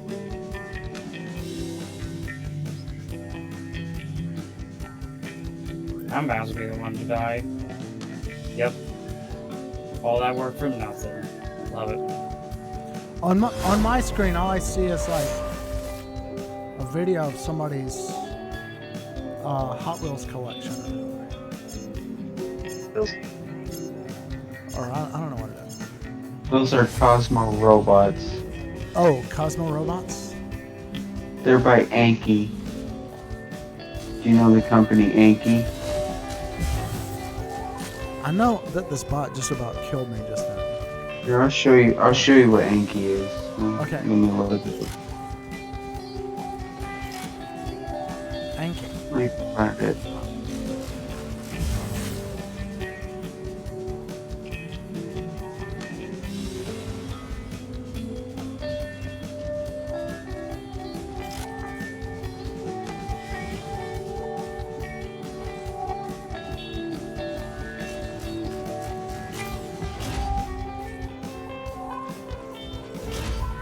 This is basically what they are.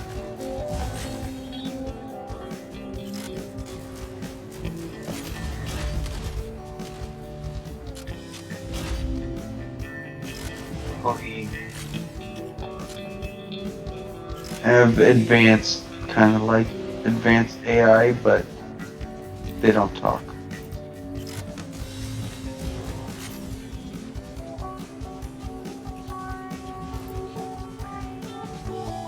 Many different colors, I believe.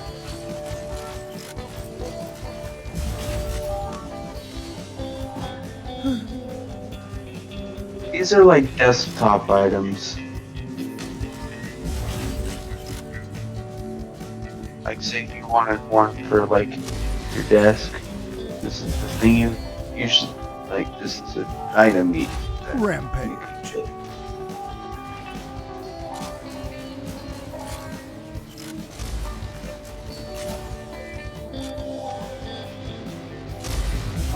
Anki Cosmo, he's kind of like a pet, like a robot pet.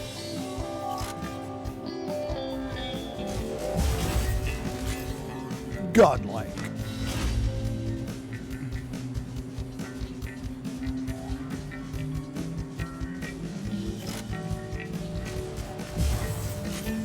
Eleven kills.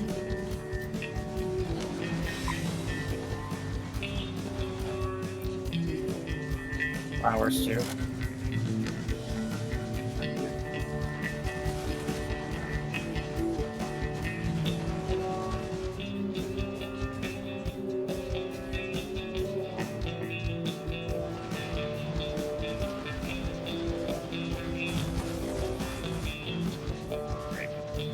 Actually, I'll stay in the call. Oh. What?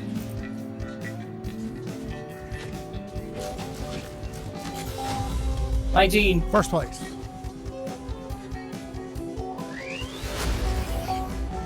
Oh my goodness. Dang all damage. Builds up too much and suddenly you can't heal anymore.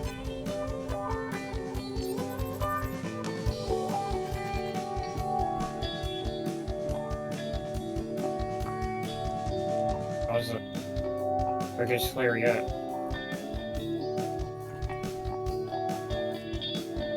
I knew it.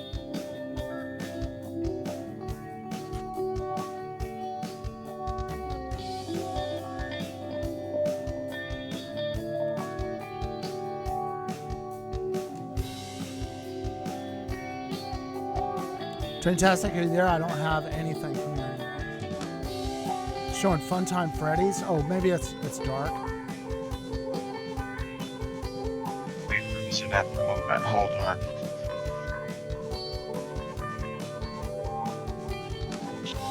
Getting a blanket. I'm freezing. Oh, you're lucky it's hot over here. Got an old air conditioning unit too. Probably gonna be really hot today.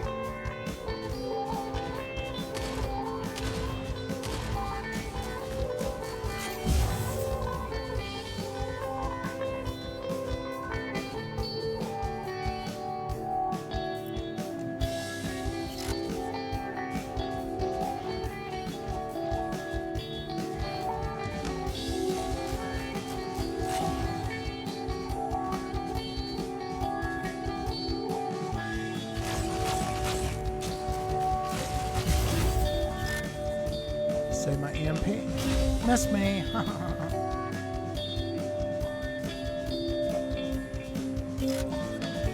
Now I try.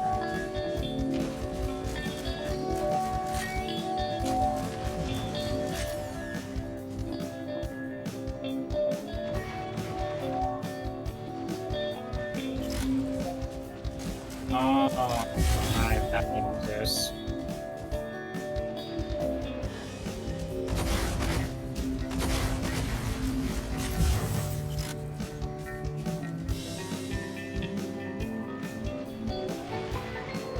What? Off the island.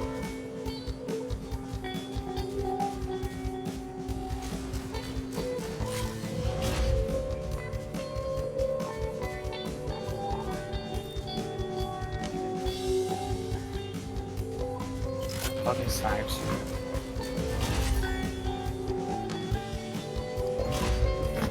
Once again, all that work didn't matter.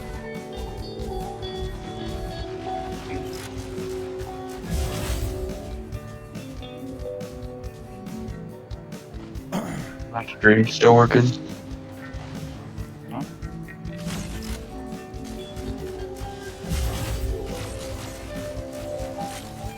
Working.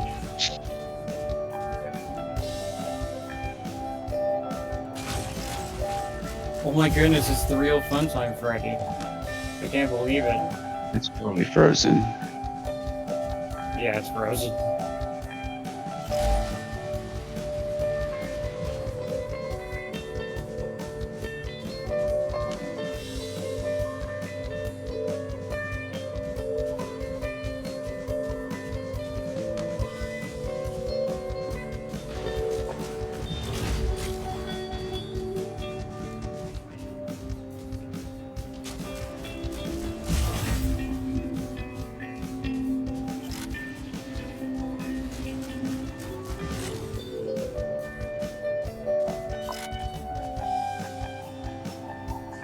$14 kills.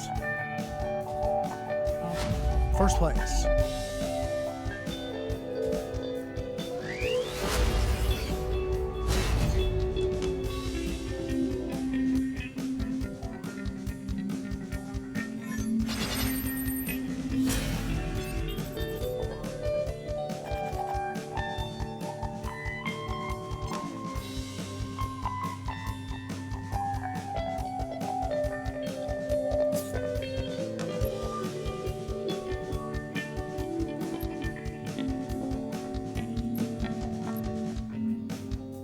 Well.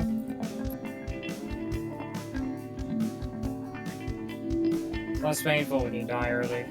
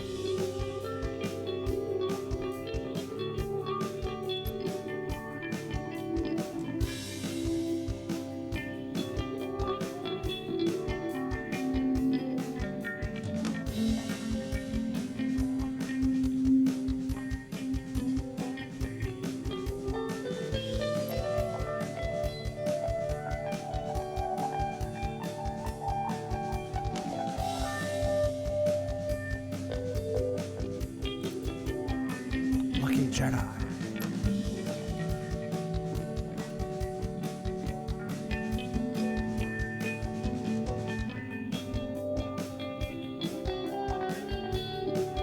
Hey, Dr. Pepper, when did you get on? Hey, I'm sorry. I've got streams of the streamers streaming their streams in my streams. I didn't see that. I didn't see the chat. You turn off my stream before. No. I love it. It actually makes me calm down a little bit. I'm trying to think of what I want to do.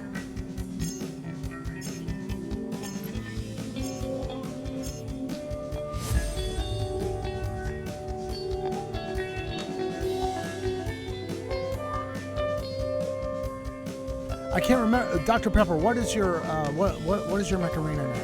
I forget. All right, this is what I love to be behind the areas. Right, this is great. I guess I'm on.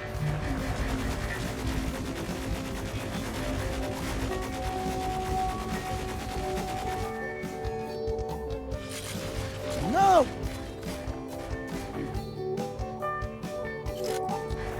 Guardian. There's a guardian sitting right here. Oh, he's running away now.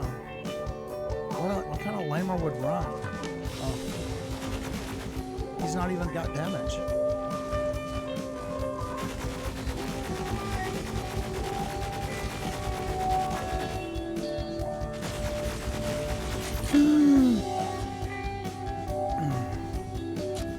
He's gonna zap you. Get back. Okay, good. He's dead.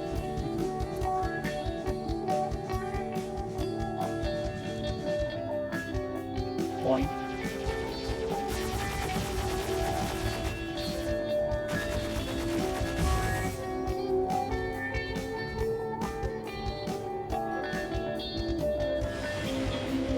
It's a lob slab.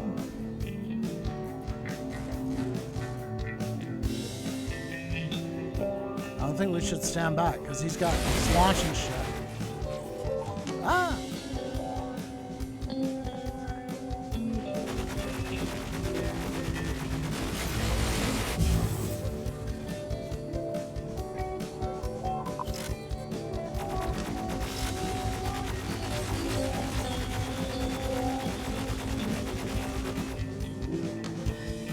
Four to 0.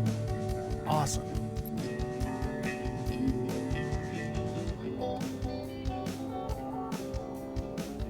Tired. Man, don't be tired. Drink some coffee. I didn't drink it until like 6 o'clock.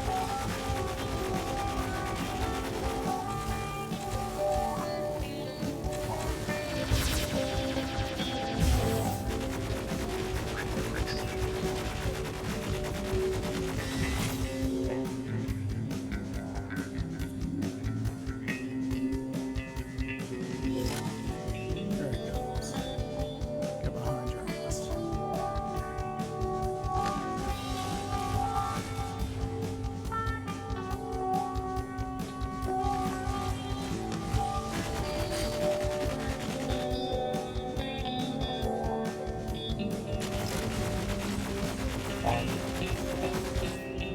I love hitting them so much.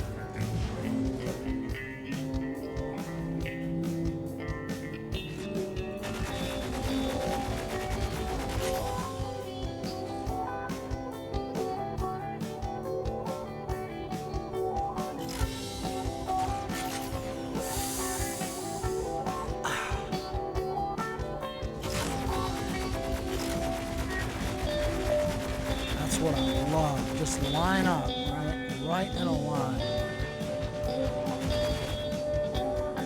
Can't drink it yet. I just know I need.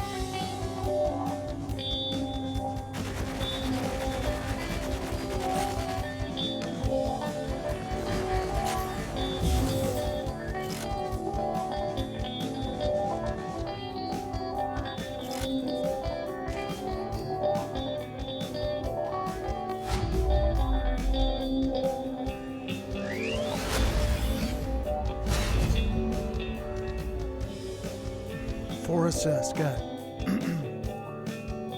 No. There's lava in the map. That's a thing. Man, Traintastic, all I see is your desktop, and I don't see the game. I zoned out. Yeah. I'm getting I'm getting tired, man. Oh, okay. Well, if you gotta go, you gotta go. That's all right. What the fuck? At least I stayed up all night, right? Bro only made it to 5 a.m. Is it 5 a.m.? I don't know. I mean, will you be on later, Jordan? I'm probably gonna end up waking up at 5 or something. That's okay. Alright. I'll see you guys later. All right.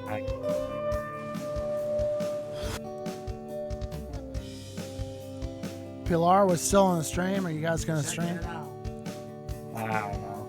Okay. Well, if you hang up, just hang up. But I probably won't. I'd like to see the game. All right. Well, I'm gonna disconnect. We'll hook up again one day, soon. Alright. Get some rest.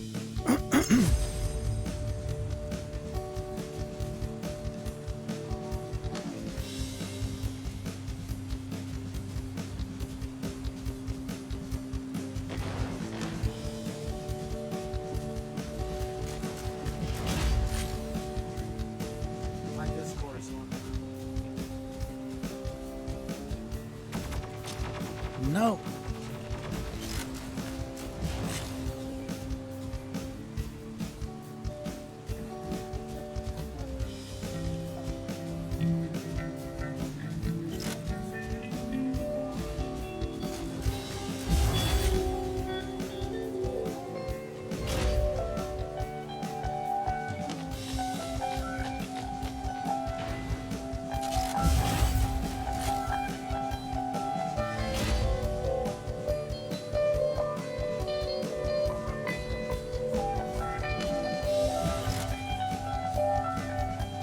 EM rifle. Could have saved me an EMP right there.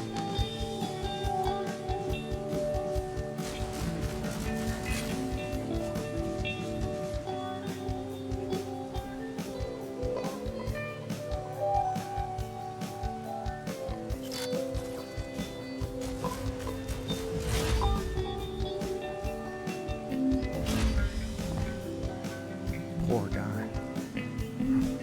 Warmonger. Such a cat.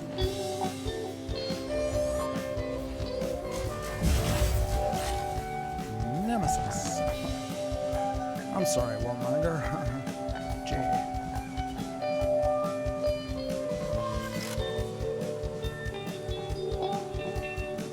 No, but well.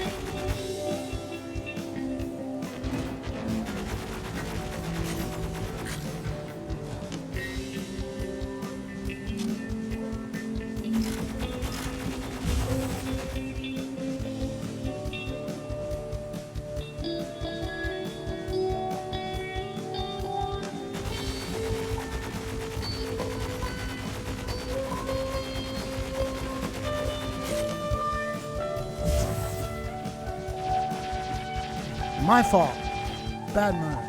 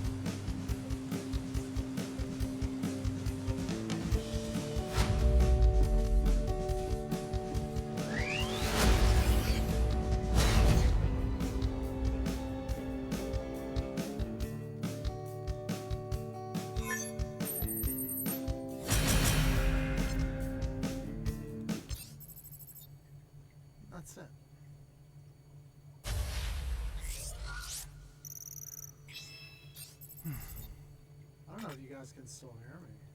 Jeez. Let me go back to scene 2. Not quite in the mood for that yet. So, yeah, I think the thing to do. Oh yeah, is that what you think? Theoretically, what's D Mixolydian D. and a typical Mixolydian. Okay. chord- I'll go along with chord that. progression would be a sequence of D, A, C, G. Okay. Yeah, we do that all the time. Let's try it. Hey, sweetie. Hey, you want to come in and dance to the guitar? Daddy? Dance around. Camera. To the audience. Show your pirouettes. So, yeah. And I'm gonna.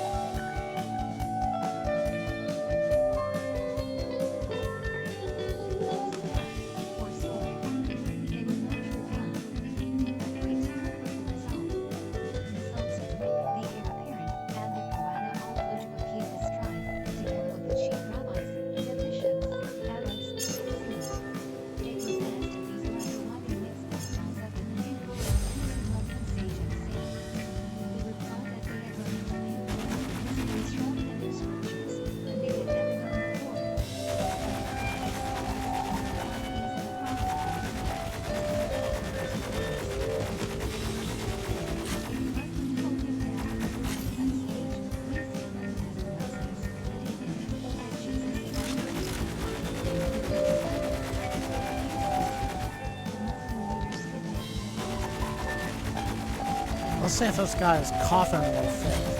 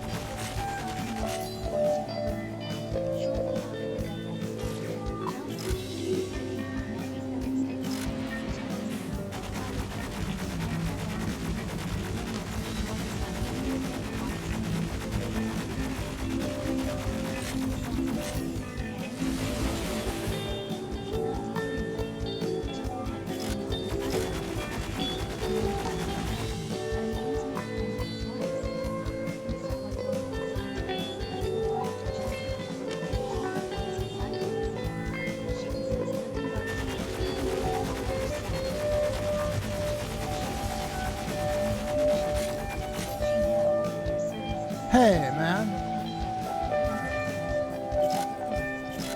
Joshua Baseball. What's going on?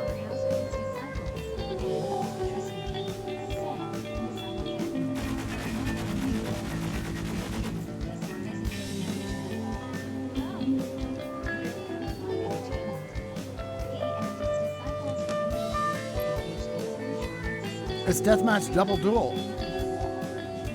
What's this happening with me? Need to win a bunch of death matches, and I haven't played with the Lucky Jedi. Wait a second, Joshua, are you Lucky Jedi?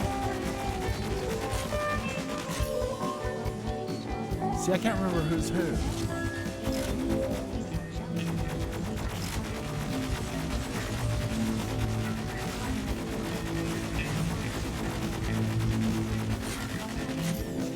It's funny, I remember Pilar and Traintastic.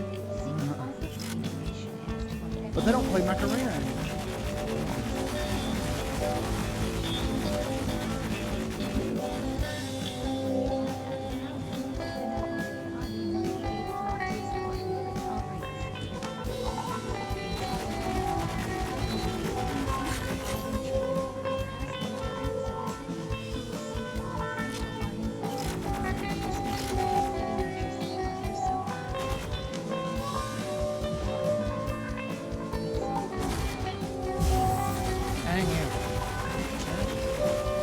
You didn't need to die there. Pushed out too far.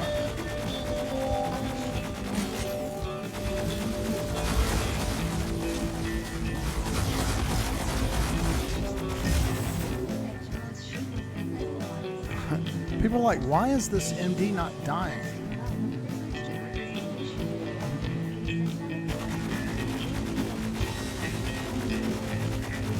Look at my HP. That's why I didn't die. Man, that's what I need is the 3 assists. Come on.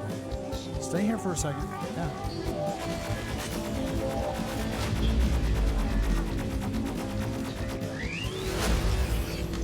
Oh, Yeetus. That's right. I'm going to remember. Eventually I'll remember. Yeetus. You want to do some deathmatch double duel? The Derby and Deathmatch Double Duel needs a bunch of 2 vs 2 objectives.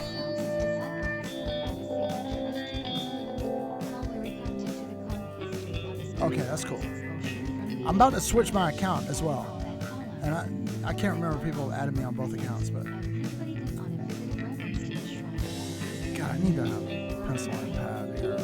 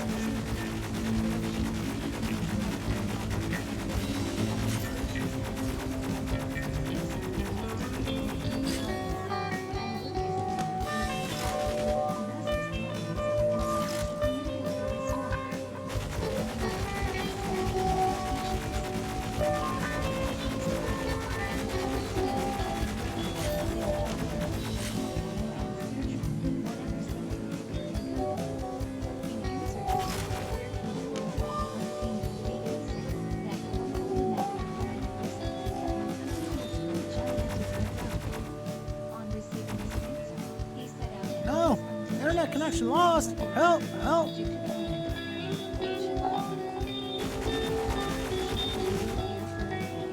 6-0.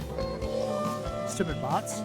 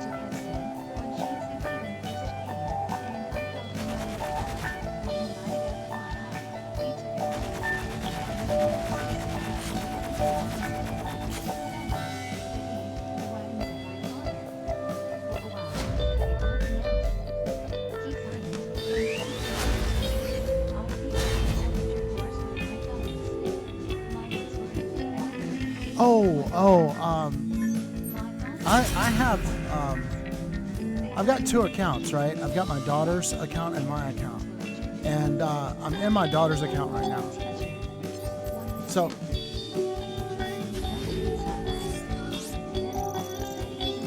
I've actually got Panthers on both of them. It's just a question of whether they're loaded into the squad or not.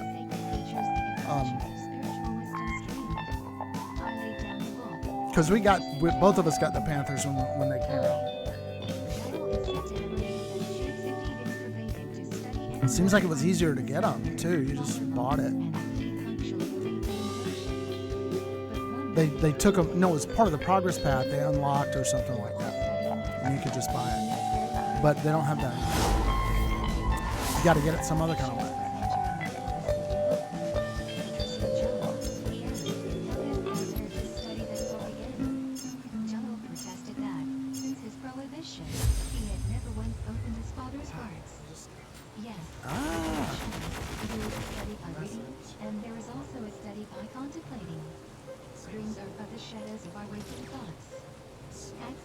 Pretty good with that EM rifle there, buddy. From that time forward, 3-0. I never again busied myself with my father's writings, and my machine civilian remained alive. 6. Jello is related to the disciples that Shane Sudid. So since I got a good partner on Deathmatch Double Duel, I'm staying over in her. I didn't. Dang it. He needed to not be that close to you, dude. Stupid Guardian. I'm running. Ah! Help! Help! Help! Help! Help! Help! Help! Help! Help! Help! Help! It's the end of that. The end of the drain. 3-3. Okay, so Zap, there's an EMP for you. Thank you. I need to be rid of those Guardians. As a recompense for this kind activist, this thing bequeathed to him his own sanctuary. On the following day, the executioner relinquished his office, vowed repentance, came to Sheikh Sudid-Din, made a vow, and professed himself a disciple. 8. Sheikh Sudid-Din was originally a young man who showed great respect and humility towards Sheikh Sudid-Din, to whom he rendered services of every kind. One day Shem said to him, "Listen, this is not right. Religion is a question I of love money. that. Very Give me long some time range. and offer your services to the Lord. So, peradventure, thou mayest rise in order." Hussein once went forth to his own house, collected all his own valuables and money, with his wife's Oh, jewels, yeah. and all the provisions I of the don't house, know. Yeah. brought them to I haven't Shem, learned that and yet. laid them at his feet. He furthermore The said, hub? "And thank thee for the best, bringing your What's all the five brothers to his hubbub, teacher, bub? and thanking him for having taught him the duty, as also for having deigned to Somebody else. accept Suleiman's significant disciple from his hand. Yes, listen, that Shem, in order to please thou wilt henceforth attain to such a station as to be in the and thou shalt show the present of sincerity. It is true that thou things are not upon the enemy, Here it comes.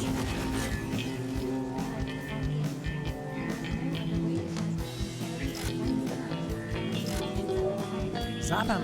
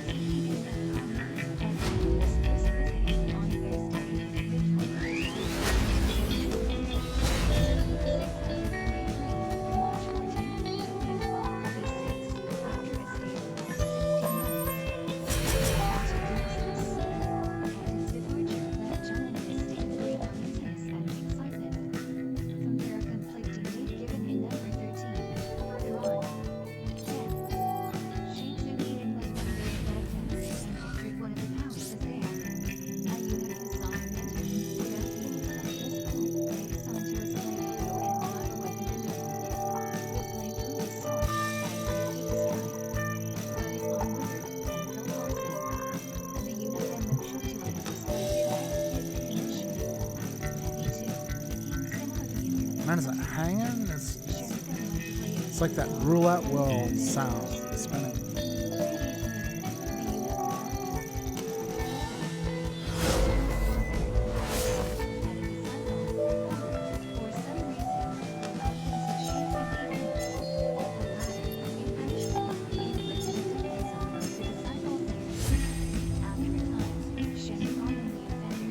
No!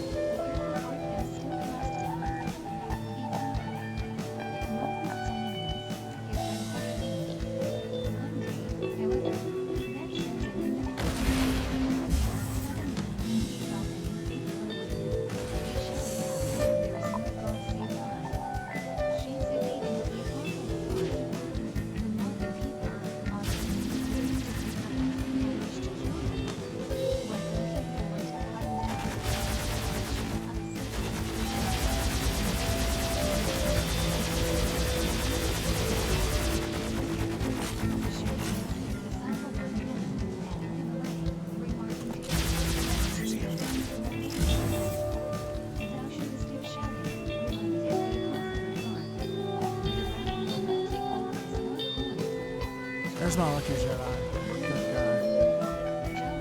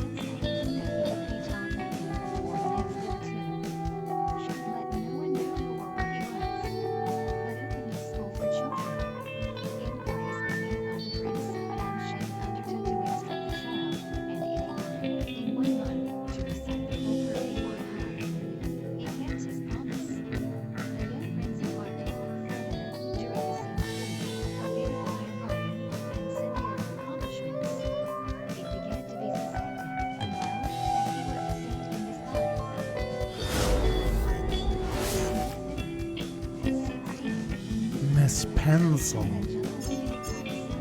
She's got a thing for me.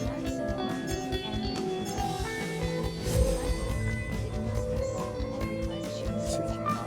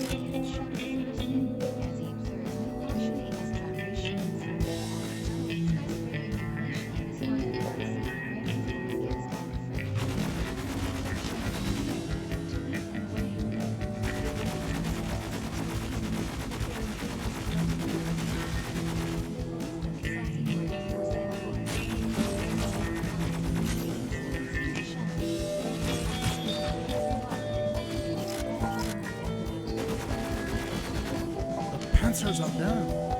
This pencil's closing in.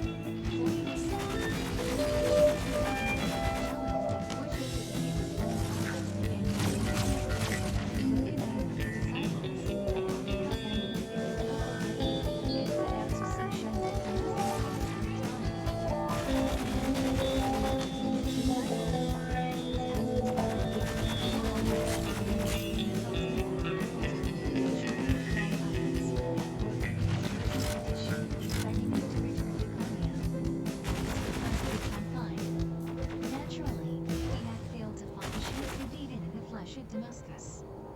But he had found within himself was still greater. He went to the lodging of Shems and wrote on the door, with red ink, "This is the station of the beloved one of Elias, on whom be peace." It is said that the body of Shamsuddin disappeared, and that he was buried by the side of Jalal's father, Sultan Balabal the Elder. 110. Chapter issued now to the 26th Britain, shooting the Khan, Sheikh Salahuddin was originally from a disciple of Jalal, as pupils to Sayyid Salahuddin. He afterwards became a gold beater, as his parents before. After a while, when Jalal's reputation became great, Salah went and paid him his respects. Jalal knew how highly Burhan had esteemed Salah when his pupil.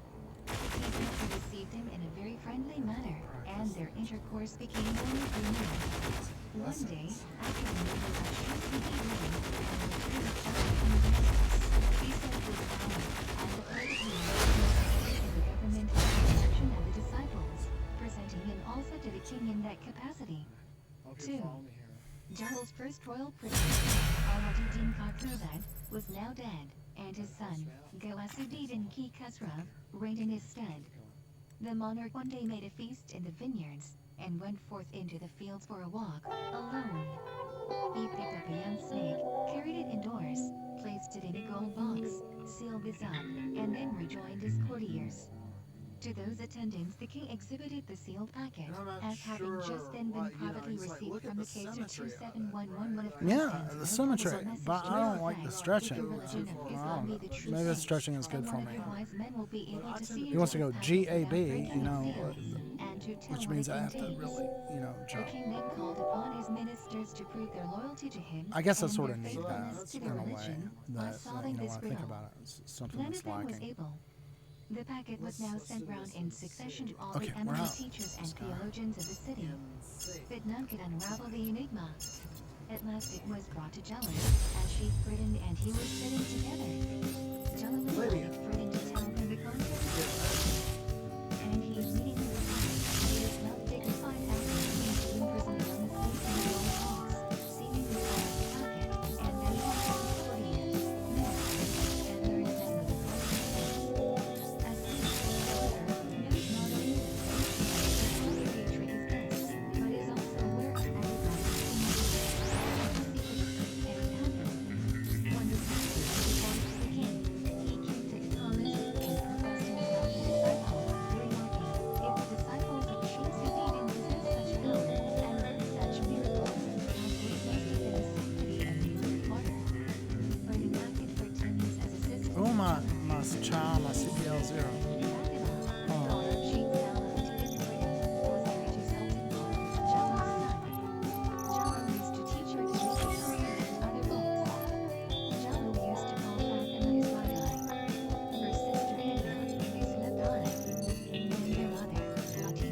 Oh, yeah, now I took care of that.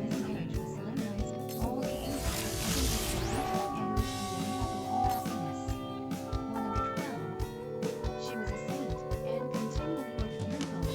A lot of holes back there. Yeah, man, I got Death Knight Struggle Duel to deal with. 100%. Oh, Yeetus. Oh, okay. Yeetus, I'm gonna.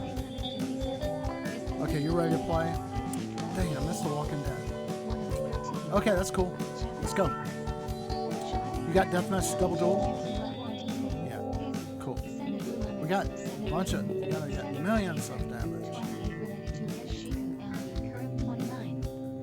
Coming in with an MD first, Zephyr second.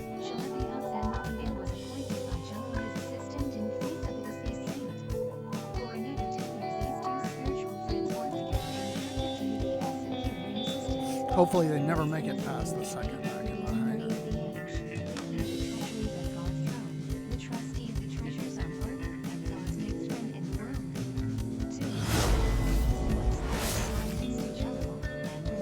Yeetus! Joshua Baseball.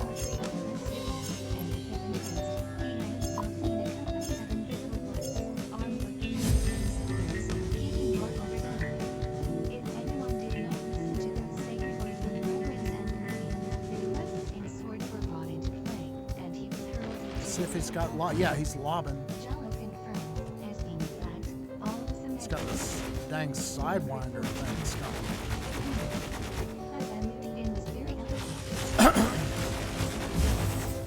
Good.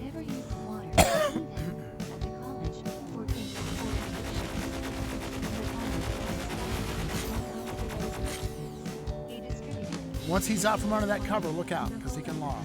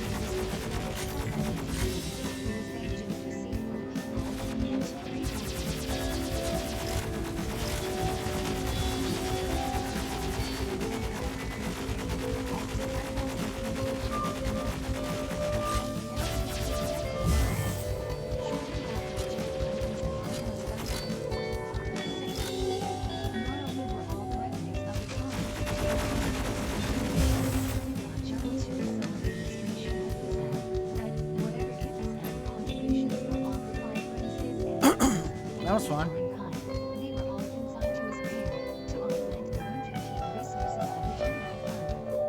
Jello's family and also his son were disciples. 7. The disciples were both surprised and stunned.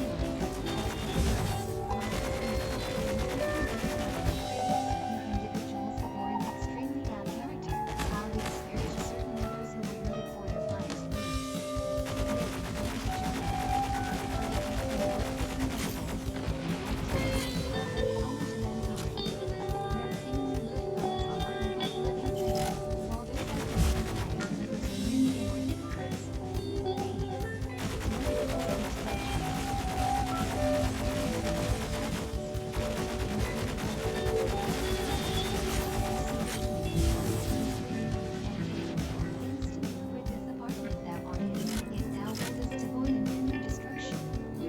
Seven, but nothing.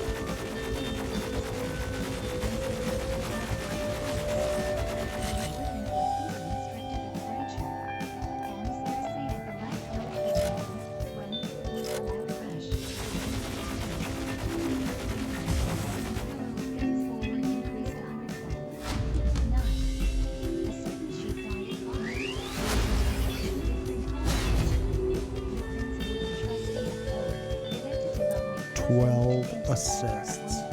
Awesome.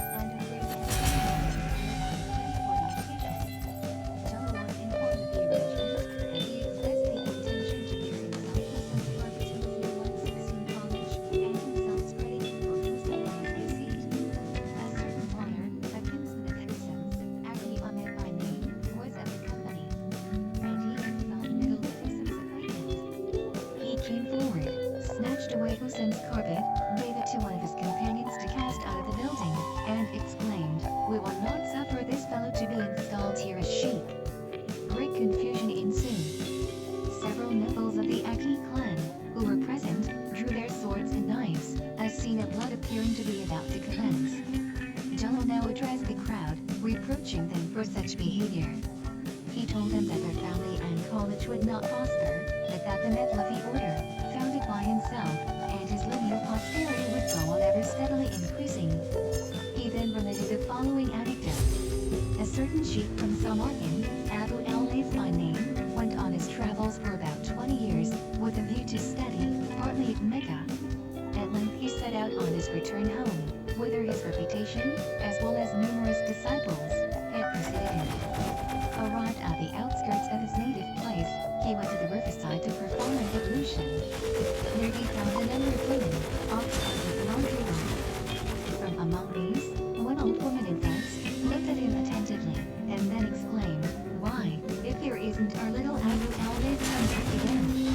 Go quickly, girls, and carry the news to our family." The sheikh returned forth to his party of young travelers, and gave orders for their beasts to be at once relayed for an immediate return to Damascus.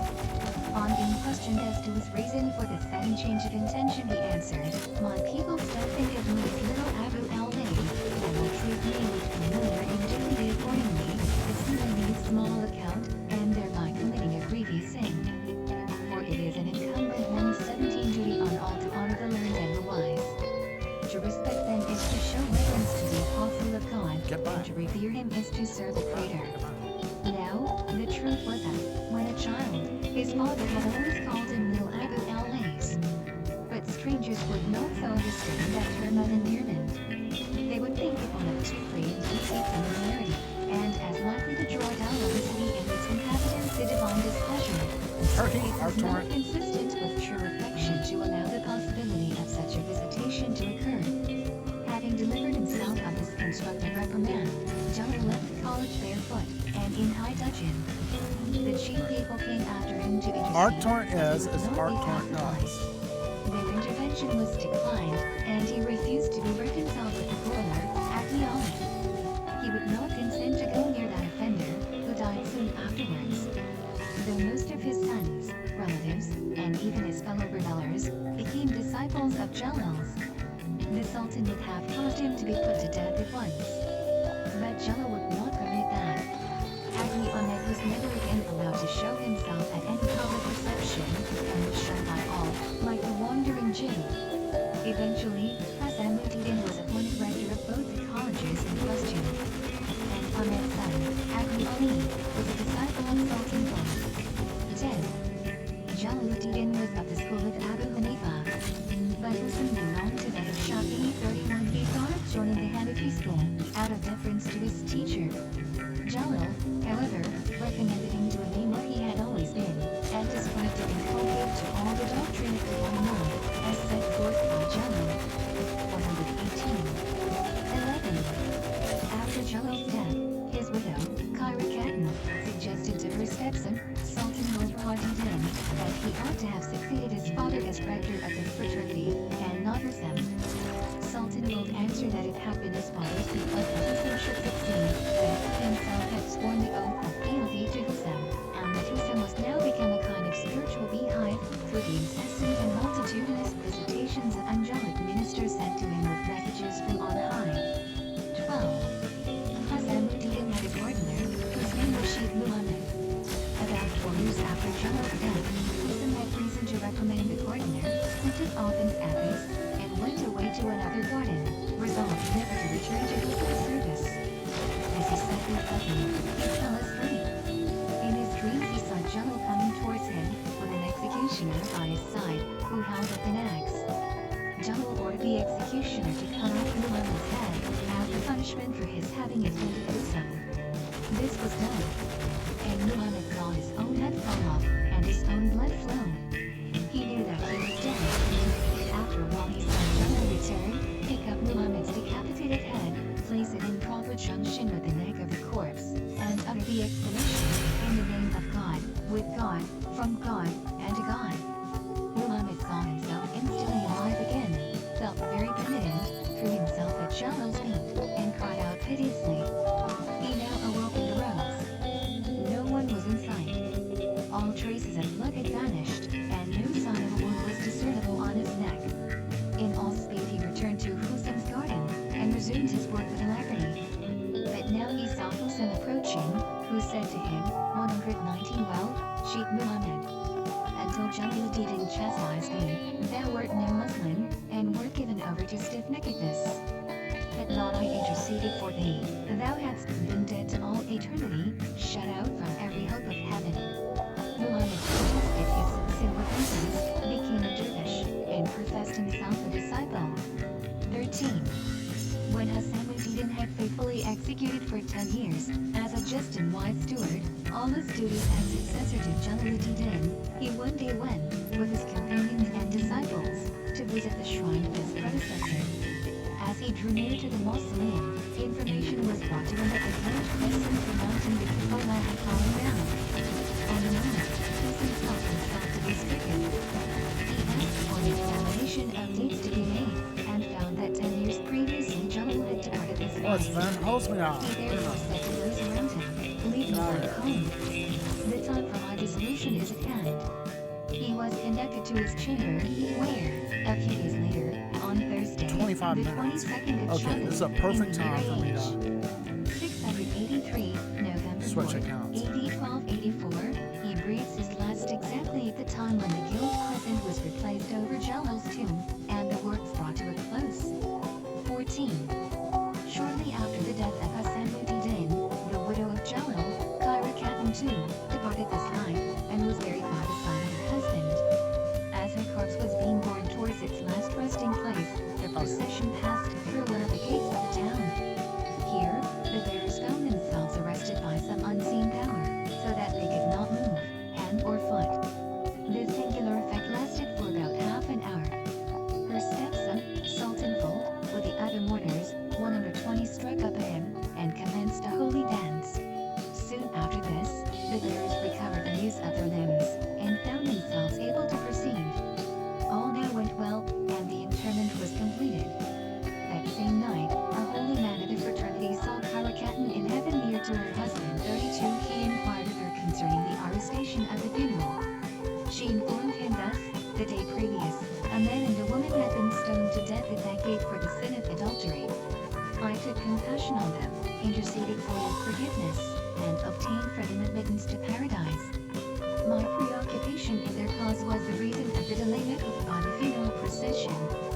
15. One day, while Jello was yet living, Satan appeared in person to Hasamuddin and complained bitterly of the torments inflicted on him by the continuous pious exercises of Jello. He said that such was its deep reverence for Jello and his followers, that he dared not attempt to seduce one of them. And that, had he known that, of the seed of Adam, so holy a race of men were to spring, he never would have tempted the Father of mankind. He further added, I entertain hope that the calmness of heart of his sons will lead them to intercede with Jello for me, and so obtain my eventual release and salvation. Wilson related this occurrence to Jello, who smiled, and said, there is reason to hope that he need not despair. God forbid that he should despair. 16. Whenever the Chinese of Kanye entertained a desire to have an audience of the Sheikh Shamsuddin of Tabriz during his lifetime, they used to request Husam to beg 121 Jello to intercede for them with sons, and so obtain for them the desired interview. Jello and Husam used to tax those nipples for this favor, according to the length and circumstances. On one occasion the Grand Vizier solicited an audience, and was taxed at 40,000 pieces of silver, which, after much chaffering, was reduced to 30,000. At his audience with Shams, the Vizier was so charmed with the mysteries revealed to him, that, on his return therefrom, he voluntarily sent the 10,000 pieces of silver to Husam, which had been abated from the sum originally fixed. These monies were always expended by Husam, as he saw fit, in relieving the necessities of the holy community, and the families of Jello, the bull beater, and their various dependents. 122.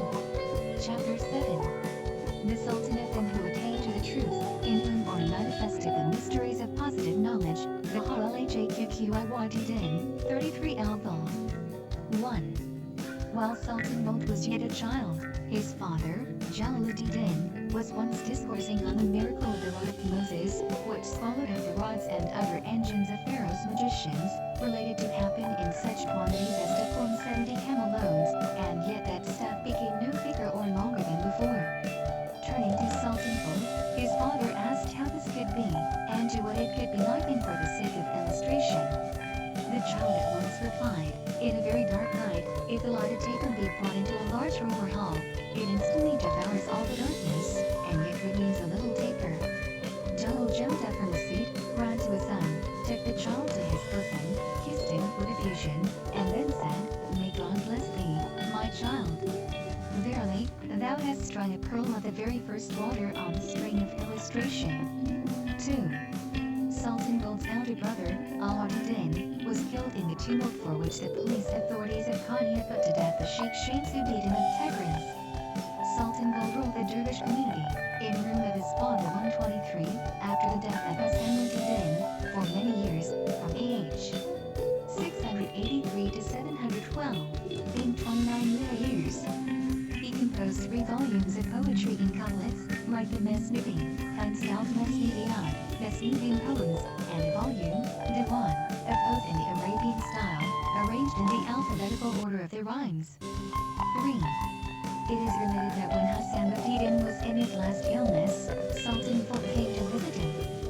Finding the sickness was unto death, he began to wail and lament, asking what would become of himself after the removal of so dear a friend and so able a director. Husam collected himself, and, leaning on Sultan Bolt, sat up.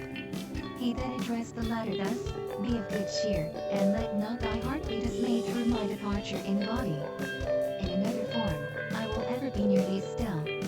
Thou shalt never be in need of counsel from another. In all difficulties and troubles that may beset thee, I will always be present, and in the visions of the night will I solve every doubt, and direct thee in each matter, whether it relate to the spirit and religion, or whether it pertain to flesh and mundane affairs. Whenever thou shalt receive counsel in this matter, know of a surety that it is I who suggested to thee, it will be none other than I myself.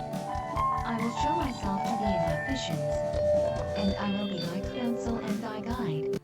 Sultan Bolt was the first who narrated his dreams in his poems. Seek them there.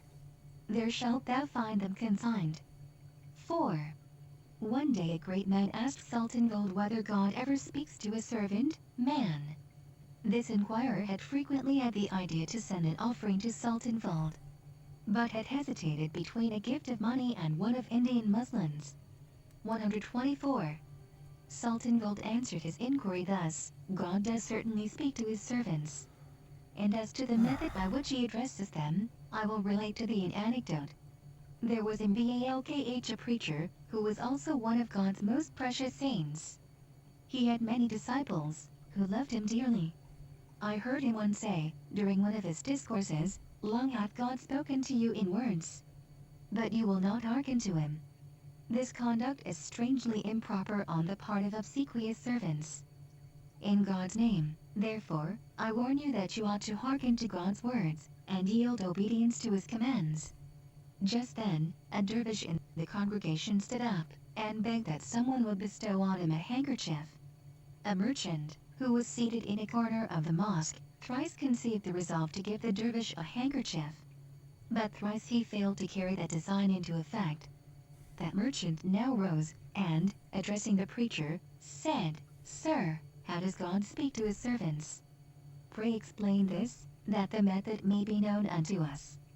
The preacher answered, For one handkerchief, God does not speak more than 3 times.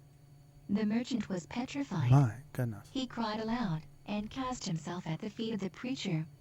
What he had thrice resolved to do, and had not performed, he now carried out, giving a handkerchief to the dervish, and professing himself a disciple to the preacher.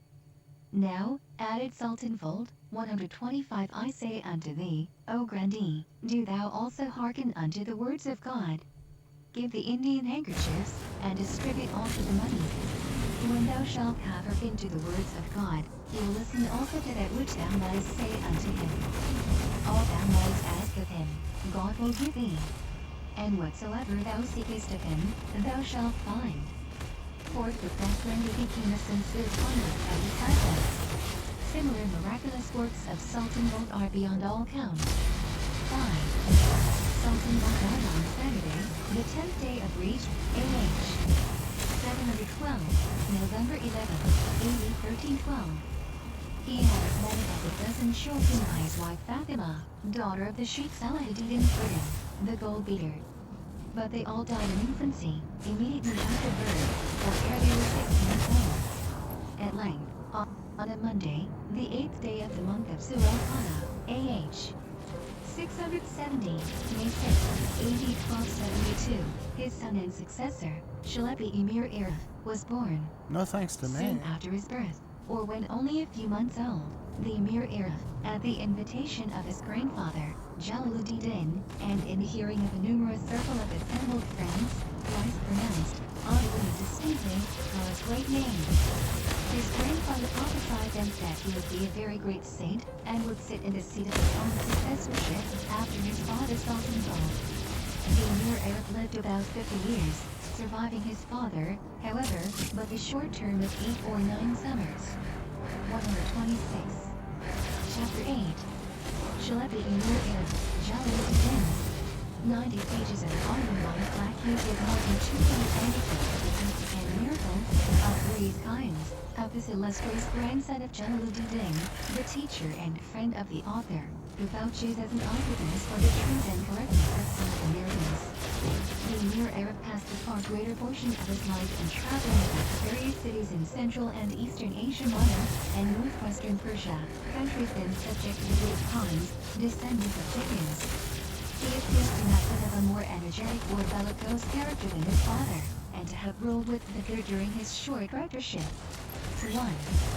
On the last day but one of the periods of greater pilgrimage at Mecca, the eve of the festival of sacrifices, the 9th of the month of Sulqa'dah, AH. 717, February 11, AD 1318, the Emir Arif and his brother Mufaki, his disciple, were together at Sultania, in the north of Persia, the new capital of the great Western Mughal Empire. They were visiting at the convent of a certain elderly dervish, named Sheikh Zerab, 34, with sundry other friends and saints, all of whom were engaged in the study of different books, at about the hour of midday, excepting Arif, who was enjoying a siesta. 127. Suddenly, Erf raised 20 his to head 12. and gave one of his loud, awe-inspiring shouts, which caused all present to tremble. Without a word, however, he again composed himself to sleep. When he at length fully roused himself, and finally woke up from his sleep, Sheikh Flaki ventured to inquire what it was that had disturbed him. He answered, I had gone in the spirit to pay a visit to the tomb of my great-grandfather, when there I saw the two Mevlevi dervishes, Nasiruddin and Shajanuddin Shanaki, who had seized each other by the collar, and were engaged in a violent dispute and struggle. I called out to them to desist. And two men, with one pious woman, being there present, saw me. Okay. If What was I trying to once do? made a note of this narrative, putting down was the trying to date get my- and hour of the occurrence. 4th of Sometime July. afterwards, Eric returned to the land of Rome and went to the town of Lodek, Leocadia Combusta, not far from Konya. And there they met the above-named Nasiruddin. In the presence of all their friends, Eric asked Nasir to relate to them the circumstances of his quarrel with Shuja. Nasir replied, on the eve of the festival of sacrifices, I was standing at the upper end of the mausoleum, when Shuja came there, and committed an unseemly act, for which I reprehended him. He immediately called at me, and I him. When suddenly, from the direction of the feet of the holy Baha'u'llah, the voice of Eric was heard shouting to us, and made us tremble. In all thereat, we immediately embraced each other, and bowed in reverence. That is all I know of the matter. Eric then addressed to Flaki, and said, Pray relate to our friend what thou knowest thereof, that they may be edified. Flaki now produced his memorandum book, and showed the entry he had made, with the date. The friends marveled at this, and rejoiced exceedingly, their spirits 128 being refreshed with an influence from the invisible world aura. Then said, By the soul of my ancestor, I dislike exceedingly to make a display of any miraculous power. But, now and then, for the edification of my disciples, such scenes will slip out. Then if Flaki takes note thereof. Such miracles are known by the names of manifestations and ecstasies of the spirit. When Konya was reached, 3 friends, 1 a lady, bore testimony to having seen Eric at the tomb on that day, and to their having heard him shout. 2. Eric's last journey was from Landa to Aksaray, on the road to Konya. In the latter place he remained about 10 days. When, one night, he laid his head on his pillow, and wept bitterly, continuously moaning and sobbing in his sleep. In the morning his friends inquired the cause. He said he had seen a strange dream. He was seated in a vaulted chamber, with windows looking onto a garden as beautiful as paradise, with all kinds of flowering shrubs and fruit-bearing trees, beneath the shade of which the youths and maidens of heaven were walking and disporting themselves. Melodious voices were also heard. In one direction he noticed a flowery garden, and there he saw his grandfather, Jalaluddin. He wondered at his appearance. When lo, Jalal looked towards him, and beckoned him to approach. On his drawing near, Jalal asked him what had brought him there, and then added, The time has come. The end of thy term. Thou must come to me. It was from joy and delight at this kind invitation of his grandfather, that Erith had wept and sobbed. He then said, It is time for me to make my journey to heaven, to drink of the cup of God's might. 2 days later, they continued their journey towards Konya, and Erf showed some slight symptoms of Indus 129 position. These daily grew more severe. He reached Konya. One morning he came out of his house, and stood in the gateway of his great-grandfather's mausoleum, silent, in the midst of his disciples. It was Friday, the last day of the month of Zulqa'dah, AH 719, January 13, AD 1320. The orb of the sun rose like a disk of gold, careering over the azure vault from an impulse given to it by the bat of God's decree. It attained the altitude of a land's length. Eric contemplated it, and smiled. Shortly afterwards, he spoke as follows. I am tired of this lower world, and have no wish to remain beneath the sun, surrounded with dust and misery. The time has come for me to tremble on the stars that encircle the pole, mounting beyond the sun, to occupy myself with the mysteries of the heavenly choir, and to be entirely delivered from the instabilities of this world of change. His disciples burst into tears, and he continued, There is no remedy here but to die.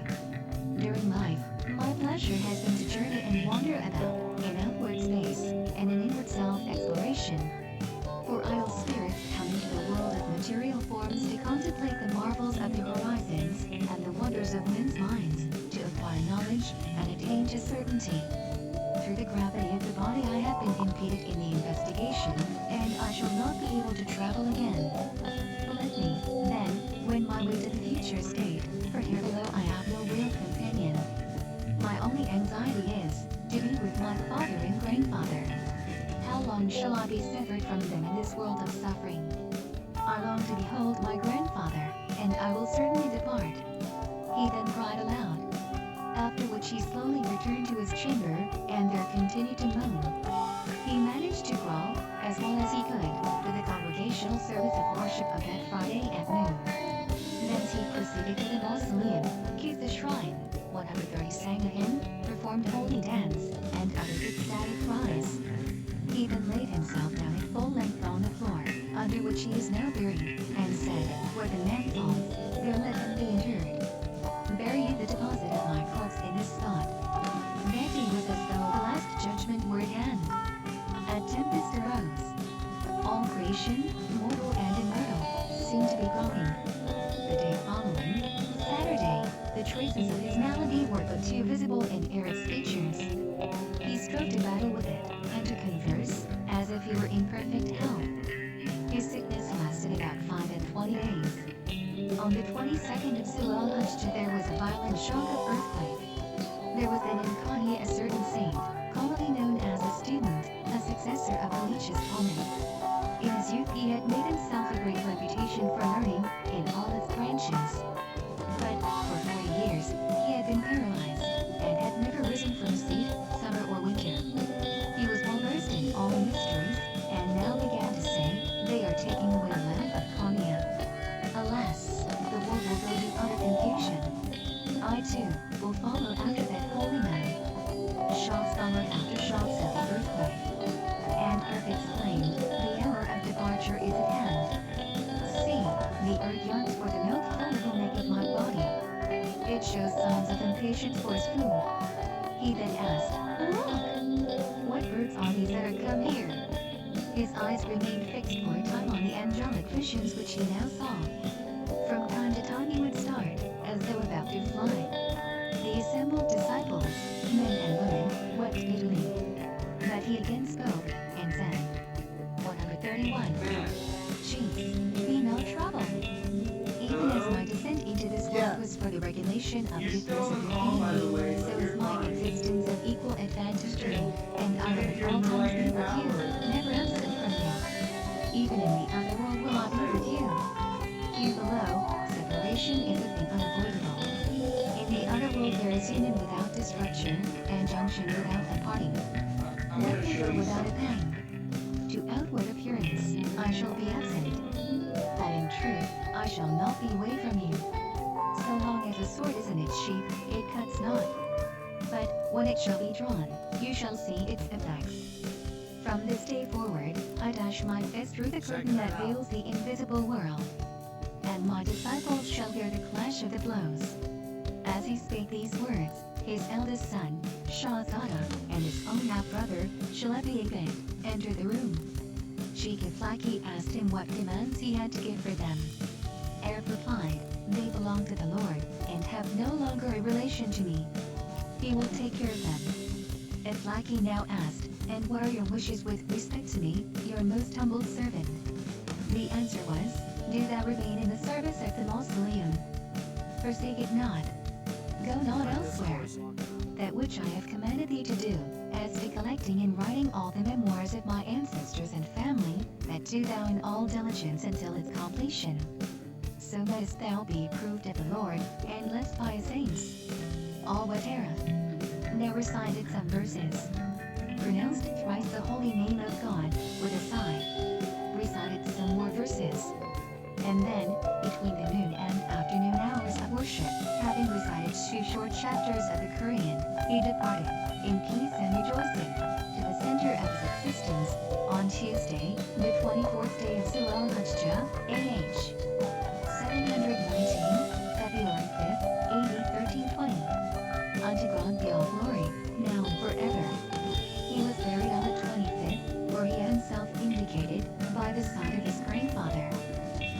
brother Abid succeeded him. 132. Chapter 9. Genealogy of Jalaluddin Rumi. On his father's side, the remote ancestor of Jalaluddin during Islamic times was Abu Bakr, the dearest and most faithful friend of Muhammad, Arabian lawgiver, and a successor in the government of the community of Islam, as the first of a long line of caliphs. Like Muhammad himself, Abu Bakr was of the tribe of Quraysh, which claims descent, through Ishmael, from Abraham, the chosen friend of God, and father of the faithful. The stem of Abu Bakr's branch of the tribe unites with that of Muhammad in Murrah, ancestor to Muhammad in the 7th degree, and to Abu Bakr in the 6th. Abu Bakr was, furthermore, one of Muhammad's fathers-in-law, as his daughter Aisha was the Prophet's only virgin bride. A son or grandson of Abu Bakr is said to have been among the Arabian conquerors of Khorasan during the Caliphate of Uthman, Osman, about AH 25, 8647, and to have settled at the Alkh, the capital of the ancient Bactria, where his family flourished until after the birth of Jalaluddin 35. 133. At an uncertain period subsequent to AH 491, AD 1097, a daughter of one of the Khazarian kings of Central Asia was given in marriage to Jalaluddin's great-great-grandfather, whose name is either not mentioned by Ablaki or Ayat Yazid. She gave birth to Jalal's great-grandfather, Ahmed, surnamed al-Khatibi, as being, apparently, a son or descendant, or a client, of a public preacher, Qutb. Nothing more is mentioned of Ahmed by Ablaki than that he had a son Hussein, surnamed Jalaluddin, who married a daughter of a certain Karim Shah, king of Khuzan, and became grandfather, by her, to the author of the Masnavi. His son, Muhammad, surnamed Bahaduddin, styled Sultanu al-Ulama, and commonly known as Bahaduddin Fold, or shorter as Bahawalpur, appears also to have married a lady, by whom he had 3 children, a daughter and 2 sons. Bahawalpur's eldest child, his daughter, was married off, and remained at the Alkh, when Bahawalpur, his mother, and 2 sons left it, a year or so before it was taken and devastated by Genghis Khan in AH 608, AD 1211. His elder son is not again mentioned by Ablaki after their departure from the Alkh. Neither is the mother of his children once mentioned. But his own mother, the princess, was alive, and was still with him in about AD 1230. After which, she too was not again mentioned. Bahawalpur's youngest child, his most celebrated son Muhammad, surnamed Jalaluddin, Mevlana, Qutb and Rumi, the principal personage of these memoirs, the founder of the Order of the Mevlevi Dervishes, and author of the Masnavi, had 4 children, 3 boys and a girl, by 2 wives. His eldest son was killed 134 in a brawl that caused the murder of his father's friend Shamsuddin of Tabriz. His youngest son is not taken further notice of, but his daughter was married off to a local prince, and left Konya. His second son, and eventually his successor as principal or abbot of his order, was named Muhammad, and surnamed Bahaduddin. He is commonly known as Sultan Fold. Sultan Fold had 6 children, a boy and 2 girls by his wife Fatima, daughter of Sheikh Fridin the Gold Leader, and 3 boys, of whom 2 were twins, by 2 slave women. The daughters married well, and all his sons, or 3 of them, succeeded him as abbot, one after the other. The eldest was Mir Arif, Shalepi Emir Arif, the second was named Abid, the third Zaid, and the fourth Wahid. Shalepi Emir Arif, the eldest, and Aflaki's patron, had 2 sons and a daughter. His eldest son, Emir Alim, surnamed Shahzada, succeeded eventually to the primacy after his uncles. With him, Aflaki's memoir is brought to a close. Such was the natural line of this dynasty of eminent men. But Aflaki has also given the links of a spiritual series, through whom the mysteries of the dervish doctrines were handed down to it in the line of Jalaluddin. In the anecdote number 79 of chapter 8, the account is given of the manner in which the Prophet Muhammad confided those mysteries to his cousin, son-in-law, and afterwards his 4th successor, as Caliph, Ali Sayyid Abu Talib, the victorious Lion of God. Ali communicated the mysteries to the Imam Hasan of Basra, who died in AH 110, AD 728. Dahabi the Persian, 36 of them fought against David 135 of the tribe of Ittai, mentioned by the Marmalot, without a day, as David outside. He died age 165, 87-81. Then we translated them to Marv of Kerkh, who died age 288-15. He to Siri the merchant of damaged goods, S. Sakati, died age 253-88-67. And he to the great Junaid, who died in about age 297-89-09. Junaid's spiritual pupil was Shibli, died age 334-89-45. Lutaya Abu Ahmad Muhammad, son of Ibrahim Zajjai, the glazier of Nishabur, who died in age 348-89-59.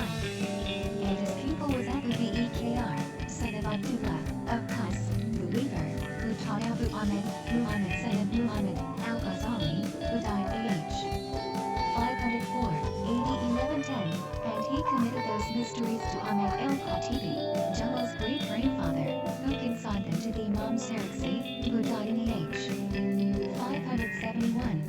571-80-11-75.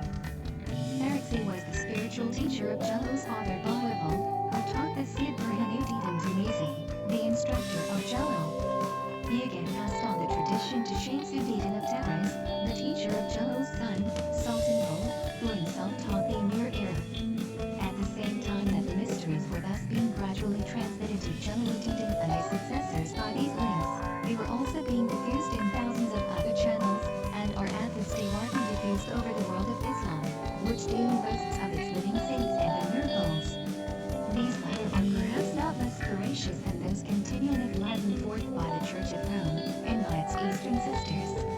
We too have our spiritualists. Credulity will never forsake mankind, and prodigies will never be lacking for the credulous to place faith in. There is much that is human in man, all the world over. The Book of the Masnubin of Mevlana Jalaluddin Muhammad Urumi of Konya. Preface.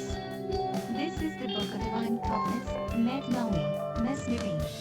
It contains the roots of the one true religion of Islam, and treats of the discovery of the mysteries of reunion and sure knowledge. It is the grand jurisprudence of God, the most glorious law of the deity, the most manifest evidence of the divine being. The refulgence thereof is like that of a lantern, in which is a lamp 37 that scatters beams more bright than the morn. It is the paradise of the heart, but springs and foliage. One of those springs is the now named Salsabal 38 by the brethren of this religious order of mystical devotees known as the Medlami or dancing dervishes.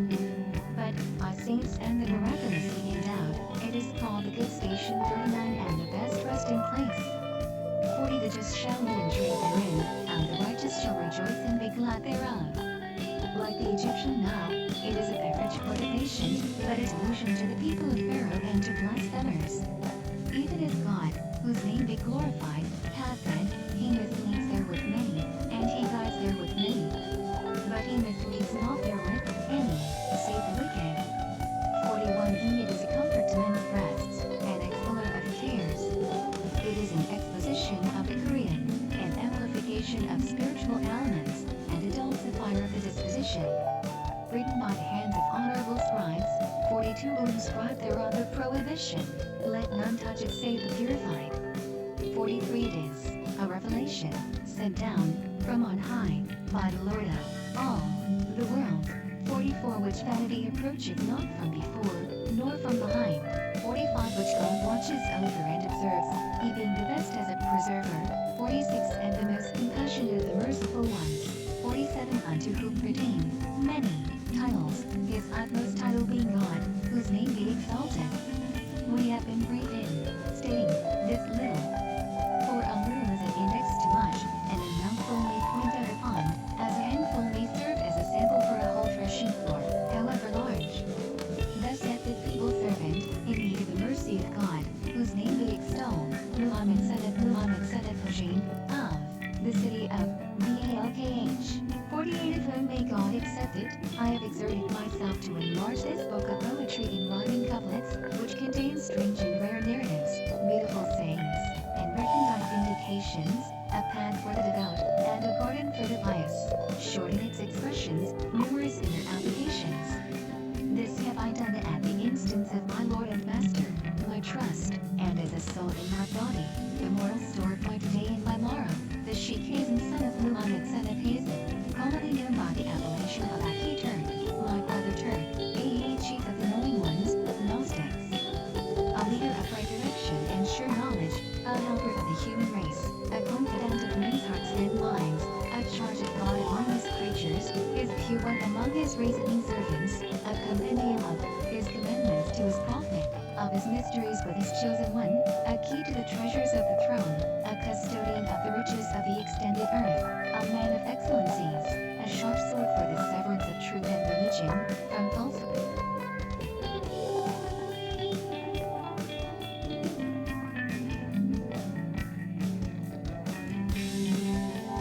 Religion, from falsehood and blasphemy.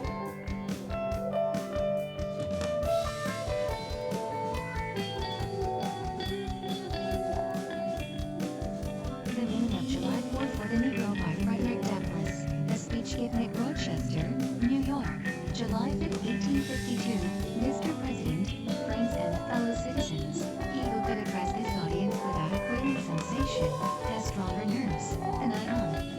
I do not remember ever to have appeared as a speaker before any assembly, more shrinkingly, nor with greater distrust of my ability, than I do this day. A feeling has crept over me quite unfavorable to the exercise of my limited powers of speech. The task before me is one which requires much previous thought and study for its proper performance. I know that apologies of this sort are generally considered flattened, unwitting.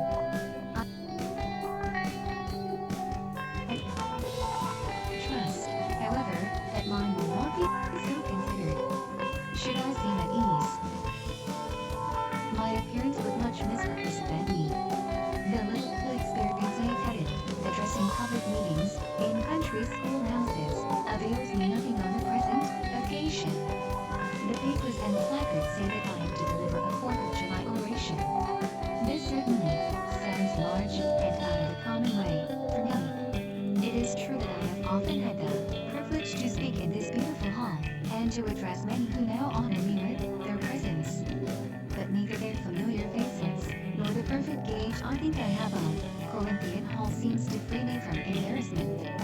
The fact is, ladies and gentlemen, the distance between this platform and this slave plantation, from which I escaped, is considerable, and the difficulties to be overcome in getting from the latter to the former are by no means slight. That I am here today is, to me, a matter of astonishment as well as of gratitude. You will not, therefore, be surprised if given what I have to say I evince no elaborate preparation, nor grace my speech with any high-sounding euphonium. With little experience and with less learning, I have been able to throw my thoughts hastily and imperfectly together. And trusting to your patient and generous indulgence, I will proceed to Dr. lay them Pepper. before you. I don't know. I've This, been for the so purpose busy of the right now. I couldn't celebration, say anything. is the 4th of July. You still It here? is the birthday of your national independence. We just went through that server and of maintenance your thing, and now I'm political running freedom. the update. This, dear, is what the Passover was to the emancipated people of God. It carries your minds back to the day, and to the act of your great deliverance, and to the signs, and to the wonders associated with that act, and that day. This celebration also marks the beginning of another year of your national life, and reminds you that the Republic of America is now 76 years old. And I'm glad, fellow citizens, that your nation is so young. 76 years, though a good old age for a man, is but a mere speck in the life of a nation. 80 years in Tennessee, allotted time for individual men. But nations number their years by thousands. According to this fact, you are, even now, only in the beginning of your national career, still lingering in the period of childhood. I repeat, I am glad this is so. There is hope in that. Alright, Plan and Each Plays one of restart. us thought, and hope is much needed, under the dark clouds which lower above the horizon. The eye of the reformer is met with angry flashes, portending disastrous times. But his Heart may well be lighter in the thought that America is young, and that she is still in the impressible stage of her existence. May he not hope that high lessons of wisdom, Be right back. I gotta fill my justice and coffee cup. truth will yet give direction to her destiny? Were the nation older, the patriot's heart might be sadder, and the reformer's brow heavier. Its future might be shrouded in gloom, and the hope of its prophets go out in sorrow. There is consolation in the thought that America is young. Great streams are not easily turned from channels worn deep in the course of ages. They may sometimes rise in quiet and stately majesty, and inundate the land, refreshing and fertilizing the earth with their mysterious properties. They may also rise in wrath and fury, and bear away, on their angry wings, the accumulated wealth of years of toil and hardship. They, however, gradually flow back to the same old channel, and flow on as serenely as ever. But while the river may not be turned aside, it may dry up, and leave nothing behind but the withered branch, and the unsightly rock, to howl in the abyss sweeping wind, the sad tale of departed glory. As, with rivers so with nations. Fellow citizens, I shall not presume to dwell at length on the associations that cluster about this day. The simple story of it is that, 76 years ago, the people of this country were British subjects. The stellar title of your sovereign people, in which you now glory, was not then born. You were under the British crown. Your fathers esteemed the English government as a home government, and England as the fatherland. This home government, you know, although a considerable distance from your home, did, in the exercise of its parental prerogatives, impose upon its colonial children such restraints, burdens, and limitations as, in its mature judgment, it deemed wise, right, and proper. But your fathers, who had not adopted the fashionable idea of this day of the infallibility of government and the absolute character of its acts, presumed to differ from the home government in respect to the wisdom and the justice of some of those burdens and restraints. They went so far in their excitement as to pronounce the measures of government unjust, unreasonable, and oppressive, and altogether such as ought not to be quietly submitted to. I scarcely need say, fellow citizens, that my opinion of those measures fully accords with that of your fathers. Such a declaration of agreement on my part would not be worth much to anybody. It would certainly prove nothing as to what part I might have taken had I lived during the great controversy of 1776. To say now that America was right and England wrong is exceedingly easy. Everybody can say it. The duster, not less than the noble brave, can flippantly descant on the tyranny of England towards the American colonies. It is fashionable to do so. But there was a time when, to pronounce against England and in favor of the cause of the colonies, tried men and souls. They who did so were accounted in their day plotters of mischief, agitators and rebels, dangerous men. Decide with the right against the wrong, with the weak against the strong, and with the oppressed against the oppressor. Here lies the merit, and the one which, of all others, seems unfashionable in our day. The cause of liberty may be stabbed by the men who glory in the deeds of your fathers. But, to proceed, feeling themselves harshly and unjustly treated by the home government, your fathers, page 2 of 18, like men of honesty and men of spirit, earnestly sought redress. They petitioned and remonstrated. They did so in a decorous, respectful, and low manner. Their conduct was wholly unexceptionable. This, however, did not answer the purpose. They saw themselves treated with sovereign indifference, coldness, and scorn. Yet they persevered. They were not men to look back. As the sheet anchor takes a firmer hold when the ship is tossed by the storm, so did the cause of your fathers grow stronger as it rested the chilling blasts of the kingly displeasure. The greatest and best of British statesmen admitted its justice, and the loftiest eloquence of the British Senate came to its support.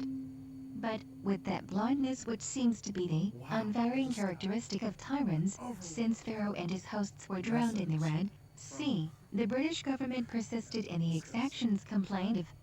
The madness of this course, we believe, is admitted now, even by England. but we fear the lesson is wholly lost on our present rulers. Oppression makes a wise man mad. Your fathers were wise men, and if they did not go mad, they became restive under this treatment.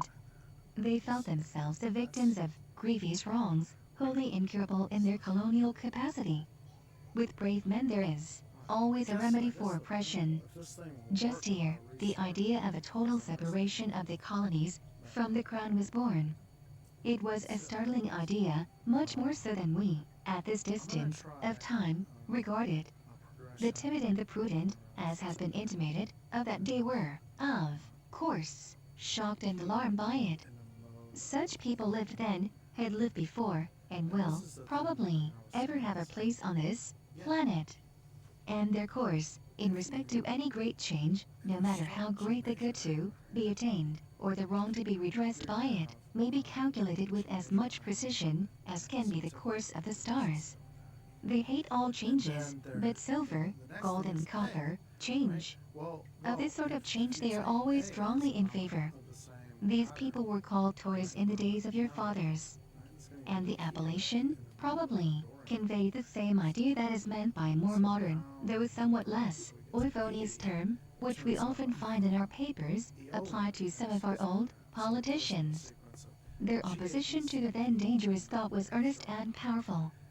But, amid all, their terror and affrighted vociferations against it, the alarming and revolutionary idea moved on, and the country with it.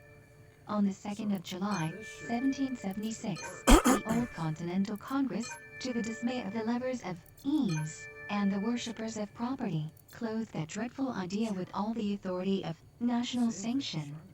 They did so in the form of a resolution. And as we seldom hit upon resolutions drawn up in our day, whose transparency is at all equal to this, it may refresh your minds and help my story if I read it. Page 318. Resolved that these united colonies are, and of right, ought to be free and independent states. That they are absolved from all allegiance to the British Crown. And that all political connection between them and the state of Great Britain is, and ought to be, dissolved.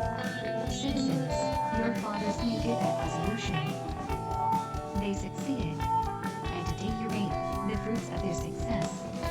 The freedom gained is yours. And you, therefore, may properly celebrate this anniversary. The 4th of July is the first great fact in the nation's history, very wrinkled in the chain of your yet undeveloped destiny. Pride and patriotism, not less than gratitude, prompt you to celebrate and to hold it in perpetual remembrance. I have said that the Declaration of Independence is the wrinkle to the chain of your nation's destiny. So, indeed, I regard it. The principles contained in that instrument are saving principles. Stand by those principles. Be true to them on all occasions, in all places, against all foes, and at whatever cost. From the round top of your ship of state, dark and threatening clouds may be seen. Heavy billows, like mountains in the distance, disclose to the leeward huge bolts of flinty rocks. That bow drawn, the chain broken, and all is lost. Cling to the stake, cling to it, and to its principles, with the grasp of a storm-tossed mariner to a spar at midnight. The coming into being of a nation, in any circumstances, is an interesting event. But, besides general considerations, there were peculiar circumstances which make the advent of this republic an event of special attractiveness. The whole scene, as I look back to it, was simple, dignified, and sublime. The population of the country, at the time, stood at the insignificant number of 3 millions. The country was poor in the munitions of war.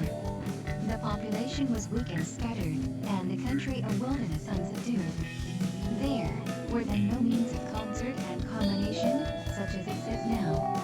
Neither steam nor lightning had then been reduced to order and discipline. From the Potomac to the Delaware was a journey of many days.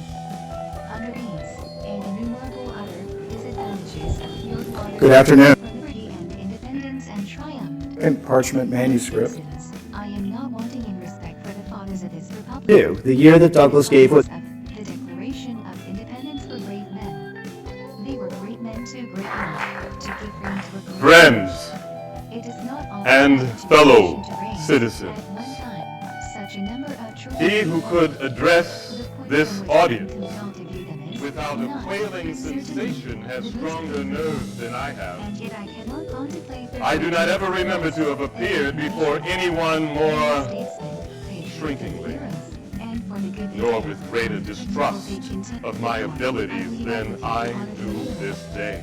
They loved their country better than their The own fact private interests. of the matter is, ladies and gentlemen, the distance between Human excellence, the all platform will concede that it is a rare virtue, and the slave and that plantation it is exhibited from with respect. which I escaped. He who will intelligently lay down his life for his And country the is a man difficulties who in has getting had from the human latter nature to the despise. former are by And no fathers means stake their slight. lives, their fortunes, That and I their am sacred here honor today on the cause of their country.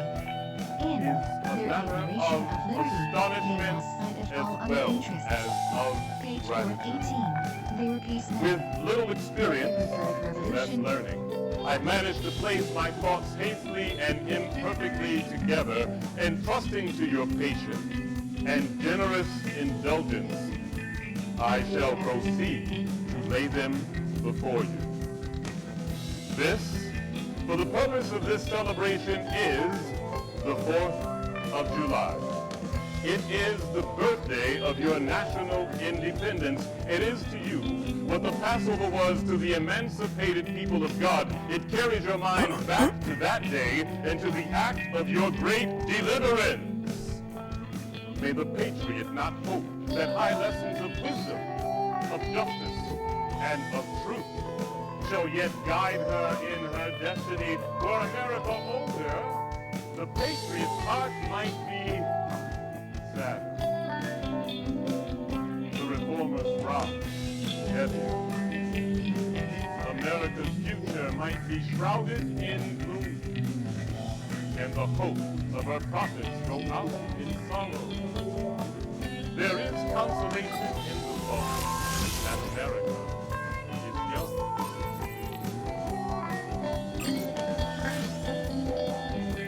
Fellow citizens, pardon me and allow me to ask, why am I called upon here to speak to you today? What have I, or anyone I represent, to do with your national independence? Are the great principles of political freedom and natural justice embodied in that Declaration of Independence extended to us? Am I to confess the benefits and express devout gratitude resulting from the blessing of independence to us? Would to God, for both your sakes and ours. An affirmative answer would truthfully be returned to the question, then would my labor be light and my burden easy and delightful. For who would not lend his voice to the hallelujahs of a nation's jubilee when the chains of servitude had been torn from its limbs? But such is not the state of the I need to get my yarmulke. I feel like I'm say, disrespecting with them. the sad sense of disparity between us, I am not included within the pale of your glorious anniversary. Your high independence only reveals the immeasurable distance between us. The rich inheritance of life, liberty, and the pursuit of happiness bequeathed by your forefathers is shared by you, not me. The sunlight that brought life and health to you brought stripes and death to me. This 4th of July is yours, not ours. You may rejoice. We must mourn. And to drag a man in fetters and the grand illuminated temple of liberty and call upon him to join you in joyous anthems is inhuman mockery and sacrilegious irony. Do you intend to mock me, fellow citizens, by calling me here to speak to you today by the rivers of Babylon? Yea, we sat down. Yea, we wept. Remember time, we hung our hearts on the willows in the midst thereof. For they who led us away captive required of us a song. And they who wasted us required of us mirth, saying, sing that song of Zion.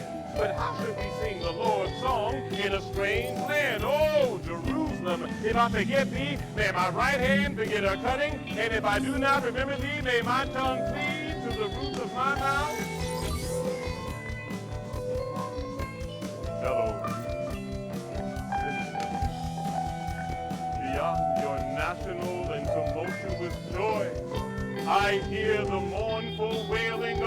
millions whose chains, grievous yesterday, are today rendered more intolerable by the jubilee shouts that reach them. If I do forget, if I do not remember, pleading children of sorrow, may my right hand forget her cunning, and may my tongue cleave to the roof of my mouth. To forget, then, and to pass lightly over their wrongs, and chime in with the popular theme is treason. Most scandalous and shocking, it would make me a reproach before God and the world. My subject, then, fellow citizens, is American slavery. The simple story is that 76 years ago, the people of this country were British subjects. Your fathers deemed the English government as the home government and England as the fatherland. The home government that imposed upon its colonial children such burdens and restraints as it deemed wise, right, and proper. But your fathers, who had not chimed in with the popular idea of the day of the infallibility of government, began to differ with those burdens and restraints. They went so far in their excitement as to pronounce the English government as unruly, unjust, and oppressive, and altogether such as not ought to be quietly submitted to. And I scarcely need say, fellow citizens, that my opinion of those measures fully accords with that of your fathers. Saying how America right and England wrong is exceedingly easy. But there was a time when pronounced against England, and in cause of the colonies, tried men's souls. Those who did so were called makers of mischief, agitators, rebels, gangsters. The fathers were brave, statesmen, patriots, and heroes, and for the good they did and the cause they stood for, I will stand with you to honor them in their memory. Feeling themselves unjustly treated, they earnestly sought redress. They petitioned, and they remonstrated. They did so in a decorous, loyal, and respectful manner. But oppression makes them wise and mad. Your fathers were wise then, and if they did not grow mad, they grew restive under this treatment. They felt themselves the victims of grievous wrongs, wholly incurable in their colonial capacity. It was just at this time that the idea of total separation of the colonies from the crown was born, resolved that these united colonies are and of right ought to be free and independent states, that they are absolved from all allegiance to the British Crown, and that all political connection between the colonies and the state of Great Britain is and ought to be dissolved. Friends, your fathers made good that resolution. They loved their country better than they loved their own private interest. They staked their lives, their fortunes, and their sacred honor all in the cause of liberty. They seized upon eternal principles and set a glorious example in their defense. Mark them, their solid manhood stands out all the more as we can practice these generous times. Shall we take a look at this day with its popular characteristics from the slave's point of view? What to the American slave is your 4th of July?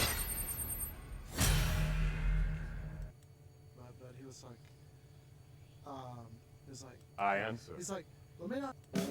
It is a day that reveals to him more than any other day of the year the gross conduct and cruelty to which he is the constant victim. To him, your celebration is a sham.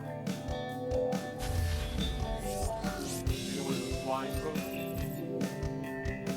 I'll show you a man cook. They inhabit all of our southern states. They perambulate the country and crowd the highways of the nation in droves of human stuff. Armed with pistol, pit, and bowie knife, driving 100 men, women, and children, these wretched souls are to be sold singly or in lots to skewed purchasers. They are food for the cotton field and the deadly sugar mill. March the sad procession as they move along, and the savage wretch drive them. See the old man with locks thin and gray. See the young woman whose shoulders are bare to the scorching sun.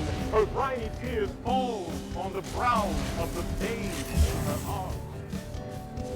See too the young girl of 13, weeping of her mother from whom she's been torn.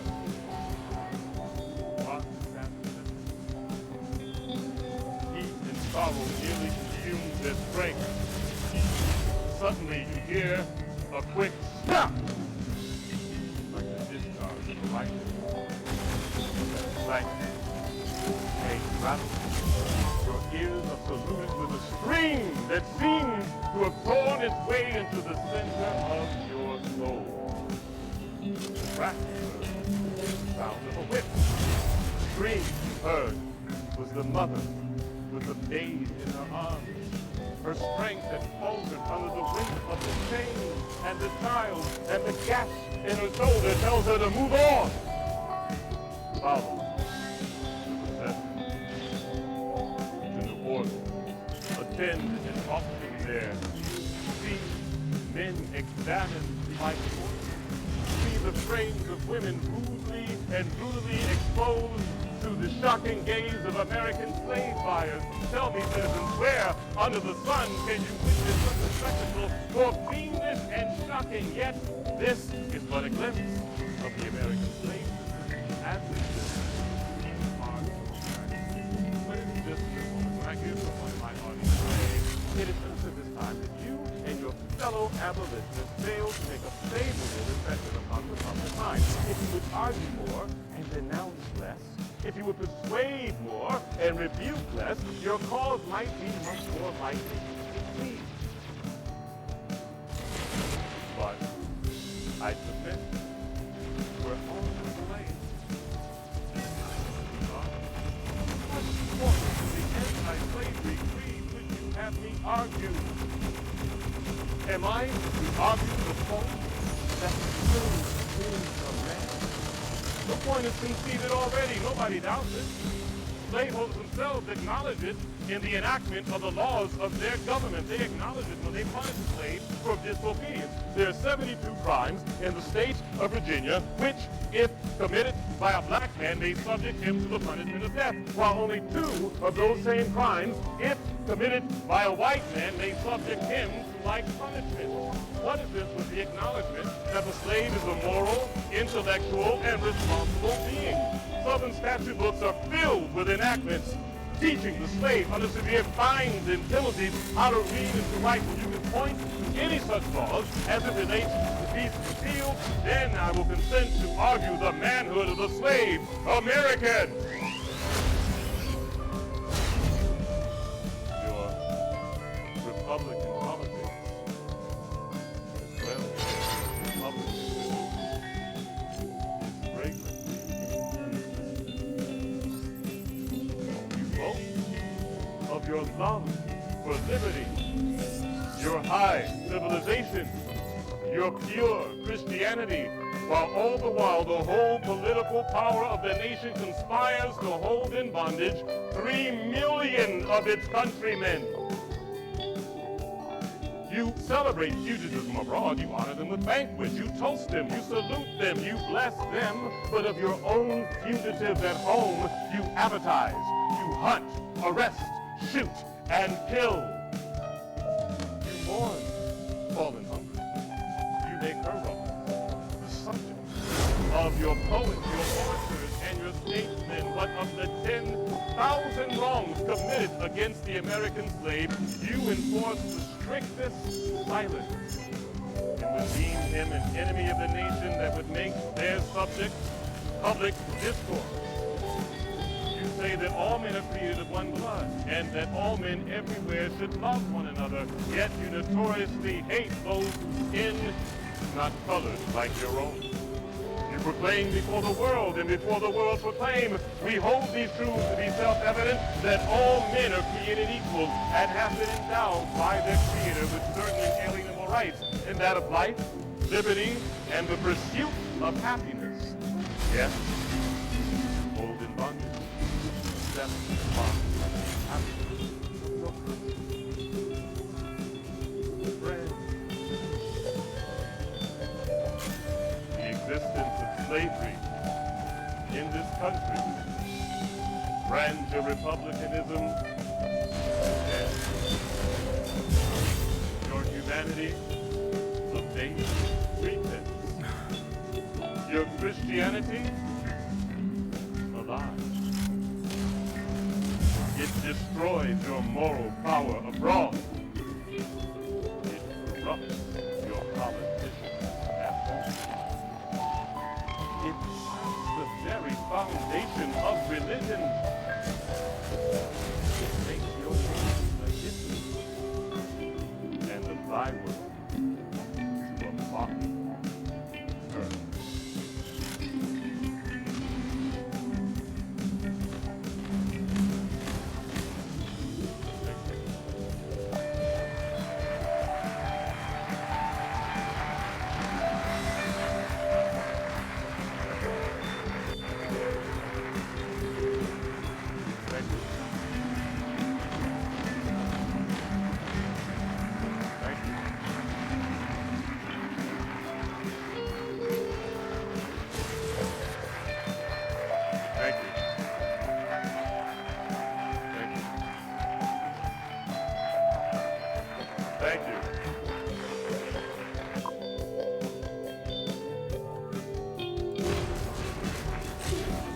Friends and fellow citizens, he who could address this audience without a quailing sensation has stronger nerves than I have. I do not ever remember to have appeared before anyone more shrinkingly, nor with greater distrust of my abilities than I do this day. The fact of the matter is, ladies and gentlemen, the distance between the platform and the slave plantation from which I escaped is considerable. And the difficulties in getting from the latter to the former are by no means slight. That I am here today, to me, is a matter of astonishment as well as of gratitude. With little experience and less learning, I've managed to place my thoughts hastily and imperfectly together, and trusting to your patient and generous indulgence, I shall proceed to lay them before you. This, for the purpose of this celebration, is the 4th of July. It is the birthday of your national independence. It is to you what the Passover was to the emancipated people of God. It carries your minds back to that day and to the act of your great deliverance. May the patriot not hope that high lessons of wisdom, of justice, and of truth shall yet guide her in her destiny. Were America older, the patriot's heart might be sadder, the reformer's brow heavier. America's future might be shrouded in gloom, and the hope of her prophets go out in sorrow. There is consolation in the thought that America is young.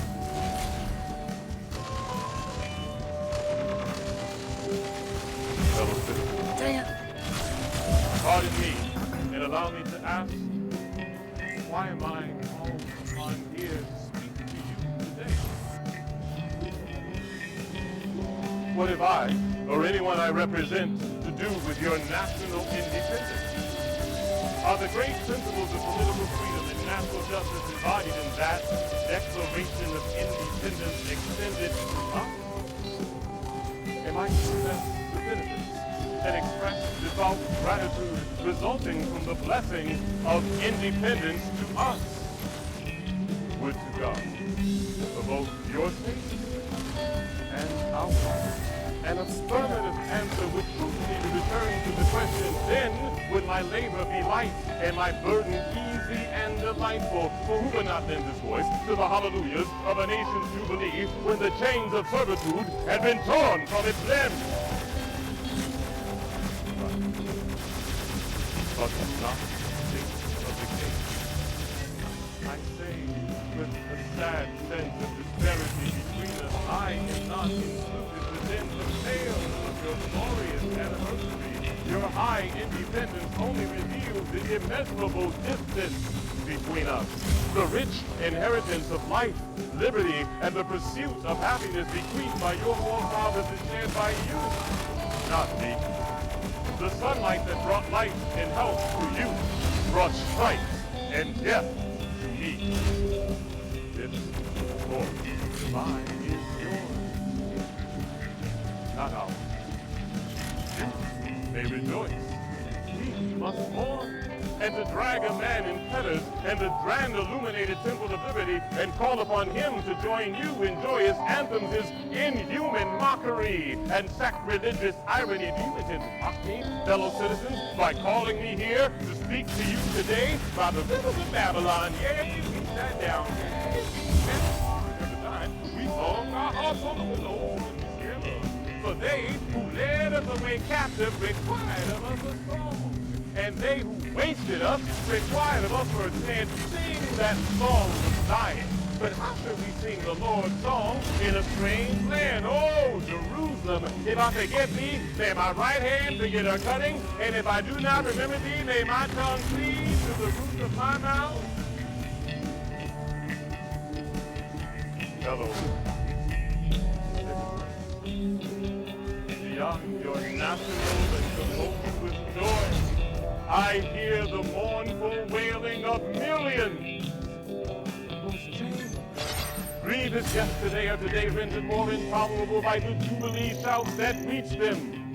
If I do forget, if I do not remember, these children of sorrow, may my right hand forget her cunning, and may my tongue cleave to the roof of my mouth. Forget, then, let them pass lightly over their wrongs, and chime in with a popular theme is treason. Most scandalous and shocking, and would make me a reproach before God and the world. My subject, then, fellow citizens, is American slavery. The simple story is that 76 years ago, the people of this country were British subjects.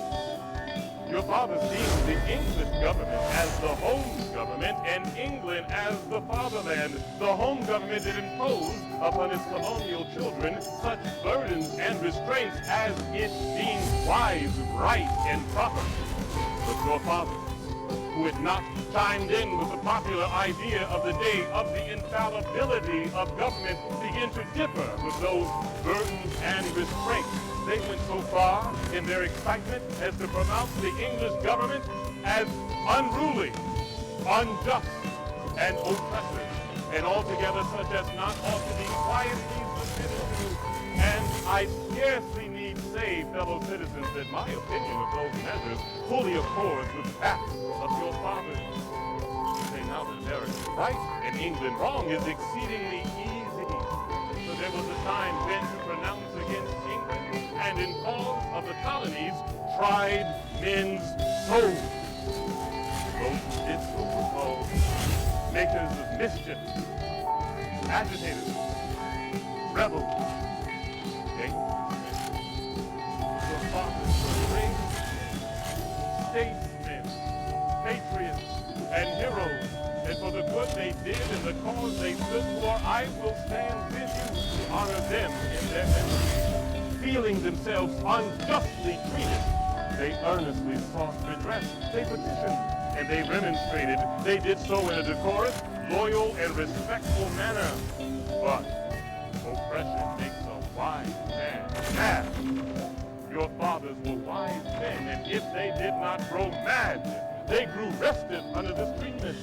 They felt themselves the victims of grievous wrongs, wholly incurable in their colonial capacity. It was just at this time that the idea of total separation of the colonies from the crown was born, resolved that these united colonies are and of right ought to be free and independent states, that they are absolved from all allegiance to the British crown, and that all political connection between the colonies and the state of Great Britain is and ought to be dissolved. Pray. Those fathers came good that resolution. They loved their country better than they loved their own private interests. They staked their lives, their fortunes, and their sacred honor all in the cause of liberty. They seized upon eternal principles and set a glorious example in their defense. Mark them, their solid manhood stands out all the more as we contrast it with these degenerate times. Shall we take a look at this day with its popular characteristics from the slave point of view? What to the American slave is your 4th of July?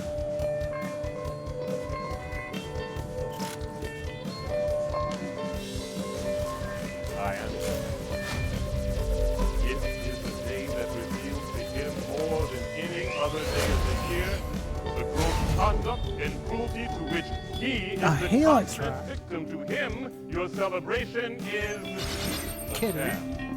Yeah, kitty, kitty, kitty. You know what is a swine drover? I'll show you a man drover. They inhabit all of our southern states. They perambulate the country and crowd the highways of the nation in droves of human stock. Armed with pistol, whip, and bowie knife, driving 100 men, women, and children, these wretched souls are to be sold singly or in lots to skewed purchasers.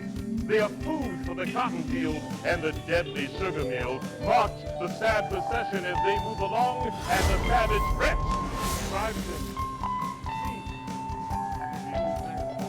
See, soft, thin, and gray. See, the young woman whose shoulders are bare to the scorching sun. Her briny tears fall on the brow of the baby in her arms. See, too, the young girl of 13, reaching 6 of her then gone.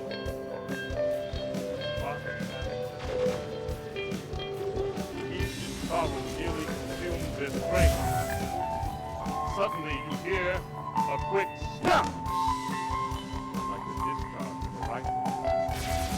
That night, chain rattle. Your ears are saluted with a scream that seems to have torn its way into the center of your soul. The crack, sound of a whip, scream heard with the mother, with the babe in her arms. Her strength had faltered under the weight of the chain, and the child and the gap in her shoulder tells her to move on. Follow. Procession. To the order. Attend and offer there. See men examined like one. See the frames of women ruthlessly and brutally exposed to the shocking gaze of American slave buyers. Tell me, citizens, where under the sun can you witness such a spectacle more fiendish and shocking? Yet this is what exists of the American slave as it exists. Pull me some time. But it is just in this moment when I hear something I want to say, it is sufficient time for you and your fellow abolitionists sail to a favorable impression upon the public mind. If you would argue more, denounce less. If you would persuade more and rebuke less, your cause might be much more likely to succeed. Cyber Nazi? What? I submit. We're on display. Chicken turkeys are gonna come over here. Nazis are always chicken. Anti-slavery, please, would you have me argue? Am I to argue the point that the slave is a man? The point is conceded already. Nobody doubts it. slaveholders themselves acknowledge it in the enactment of the laws of their government. They acknowledge it when they punish the slaves for disobedience. There are 72 crimes in the state of Virginia, which, if committed by a black man, may subject him to the punishment of death, while only 2 of those same crimes, if committed by a white man, may subject him to like punishment. What is this but the acknowledgement that the slave is a moral, intellectual, and responsible being? Southern statute books are filled with enactments teaching the slave under severe fines and penalties how to read and to write. When you can point to any such laws as it relates to beasts of the field, then I will consent to argue the manhood of the slave, American. Your Republican politics.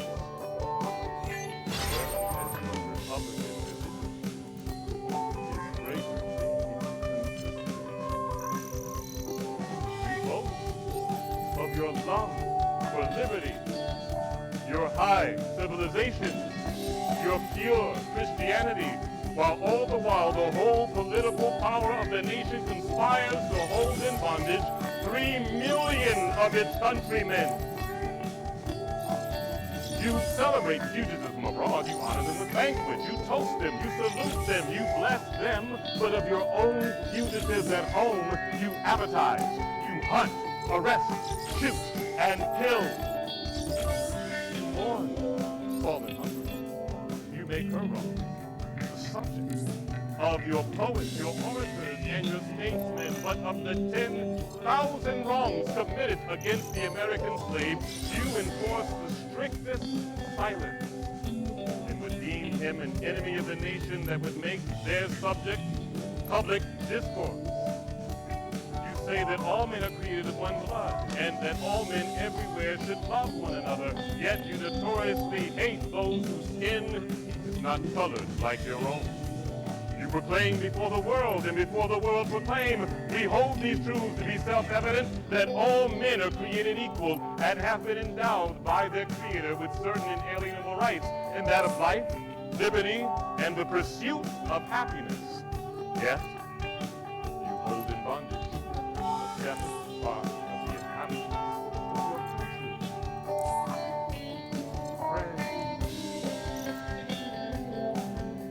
The existence of slavery in this country, branch of republicanism, a sham. Your humanity, a base pretense. Your Christianity, a lie. It destroys your moral power abroad. It corrupts your politicians at home. This is great. They're locked up The on foundation of religion. It makes your so much for updates. and the byword for mocking.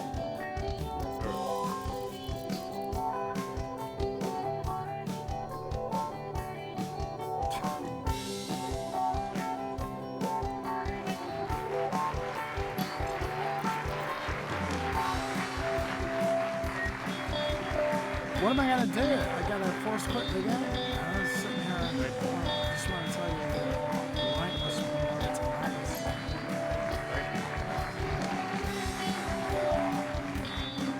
Okay, so now I gotta restart. Alright, so here we go. Thank you.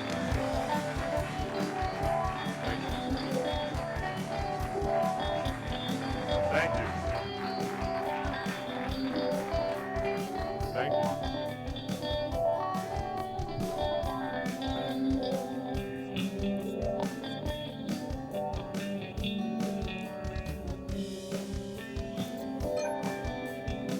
Thank you, Darius. That was riveting. As always. My name is Nate Johnson. I'm the supervisory park ranger at the Frederick Douglass National Historic Center. Friend Yeah. and fellow You're still citizens, calm, by the way, but you're fine. he who could I know. address I'm fine. this audience He's so without a fine. quailing sensation has stronger nerves than I have. I do not ever remember to have appeared before anyone more shrinkingly, nor with greater distrust of my abilities than I do this day. The fact of the matter is, ladies and gentlemen, the distance between the platform and the slave plantation from which I escaped is considerable. And the difficulties in getting from the latter to the former are by no means slight. That I am here today, to me, is a matter of astonishment as well as of gratitude. With little experience and less learning, I've managed to place my thoughts hastily and imperfectly together, and trusting to your patient and generous indulgence, I shall proceed to lay them before you. This, for the purpose of this celebration, is the 4th of July. It is the birthday of your national independence. It is to you what the Passover was to the emancipated people of God. It carries your minds back to that day and to the act of your great deliverance. May the patriot not hope that high lessons of wisdom, of justice, and of truth shall yet guide her in her destiny. Were America older, the patriot's heart might be That's Baba Yaga. sad. The reformer's brow heavier. It's okay if she's a witch. She can transform a America's nation's future might lives. be Her shrouded face in is- gloom, She can morph into and a the beautiful. hope of her prophets go out in sorrow. Just keep that magic spell turning. There is baby. consolation in the thought that America is young. I wonder what does she look like? Fellow citizens, pardon me and allow me to ask, why am I called upon here to speak to you today? What have I, or anyone I represent, to do with your national independence? Are the great principles of political freedom and natural justice embodied in that Declaration of Independence extended to us? Am I to confess the benefits and express devout gratitude resulting from the blessing of independence to us? Would to God, for both your sakes and ours, an affirmative answer would truthfully be returned to the question, then would my labor be light and my burden easy and delightful. For who would not lend his voice to the hallelujahs of a nation's jubilee when the chains of servitude had been torn from its limbs? But such is not the nature of the king. I sense the sad sense of disparity between us. I am not included within the pale of your glorious anniversary. Your high independence only reveals the immeasurable distance between us. The rich inheritance of life, liberty, and the pursuit of happiness bequeathed by your forefathers is shared by you, not me. The sunlight that brought life and health to you brought strife and death to me. This 4th Thank you. of July is yours, not ours. You may rejoice. We must mourn. And to drag a man in fetters and the grand illuminated temple of liberty and call upon him to join you in joyous anthems is inhuman mockery and sacrilegious irony. You can mock me, fellow citizens, by calling me here to speak to you today by the rivers of Babylon. Yea, we sat down. Yea, we wept. We hung our hearts on the willows in the midst thereof. For they who led us away captive required of us a song. And they who wasted us required of us mirth, saying, sing that song of Zion. But how should we sing the Lord's song in a strange land? Oh, Jerusalem, if I forget thee, may my right hand forget her cunning. And if I do not remember thee, may my tongue cleave to the roof of my mouth. Fellows, Dang it. beyond your national and tumultuous joy, I hear the mournful wailing of millions whose chains Grievous yesterday or today rendered more intolerable by the jubilee shouts that reach them. If I do forget, if I do not remember, leaving children of sorrow, may my right hand forget her cunning, and may my tongue cleave to the roof of my mouth. To forget, then, that you pass lightly over their wrongs and chime in with the popular theme is treason. Most scandalous and shocking, and would make me a reproach before God and the world. My subject, then, fellow citizens, is About to die. American You're already slavery. dead. What? The simple story that 76 years ago, the people of this country were British subjects. Your fathers deemed the English government as the home government and England as the fatherland. The home government that imposed upon its colonial children such burdens and restraints as it deemed wise, right, and proper. But your fathers, who had not chimed in with the popular idea of the day of the infallibility of government, began to differ with those burdens and restraints. They went so far in their excitement as to pronounce the English government as unruly, unjust, and oppressive, and altogether such as not ought to be quietly submitted to. And I scarcely need say, fellow citizens, that my opinion of those measures fully accords with that of your fathers. Say now that America right and England wrong is exceedingly easy. But there was a time when to pronounce against England and in cause of the colonies tried men's souls. Those who did so were called makers of mischief, agitators, rebels, statesmen. Your fathers were brave men, statesmen, patriots, and heroes. And for the good they did and the cause they stood for, I will stand with you to honor them in their memory. Feeling themselves unjustly treated, they earnestly sought redress. They petitioned and they remonstrated. They did so in a decorous, loyal, and respectful manner. But oppression makes a wise man mad. Your fathers were wise men, and if they did not grow mad, they grew restive under this treatment. They felt themselves the victims of grievous wrongs, wholly incurable in their colonial capacity. It was just at this time that the idea of total separation of the colonies from the crown was born, resolved that these united colonies are and of right ought to be free and independent states, that they are absolved from all allegiance to the British crown, and that all political connection between the colonies and the state of Great Britain is and ought to be dissolved. Friends, your fathers came good at resolution.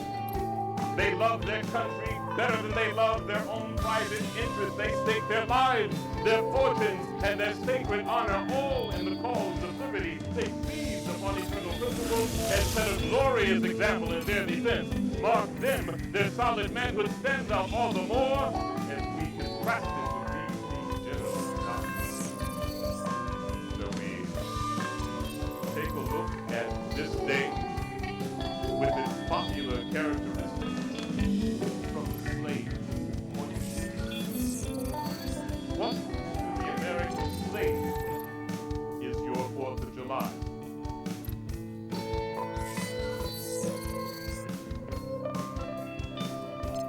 I answer.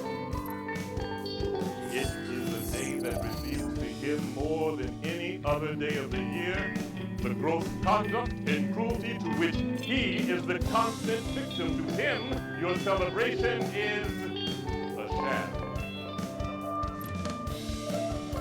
You know what the swine wrote? I'll show you a man. They inhabit all of our southern states. They perambulate the country and crowd the highways of the nation in droves of human stock. Armed with pistol, whip, and bowie knife, driving 100 men, women, and children, these wretched souls are to be sold singly or in lots to few purchasers. They are food for the cotton field and the deadly sugar mill. March the sad procession as they move along, and the savage wretch drives them. With locks, thin and gray. See the young woman whose shoulders are bare to the scorching sun. Her briny tears fall on the brow of the babe in her arms. Eating that Twinkie like a big old witch, with the look in her eyes that was a fried fish. Baba Yaga.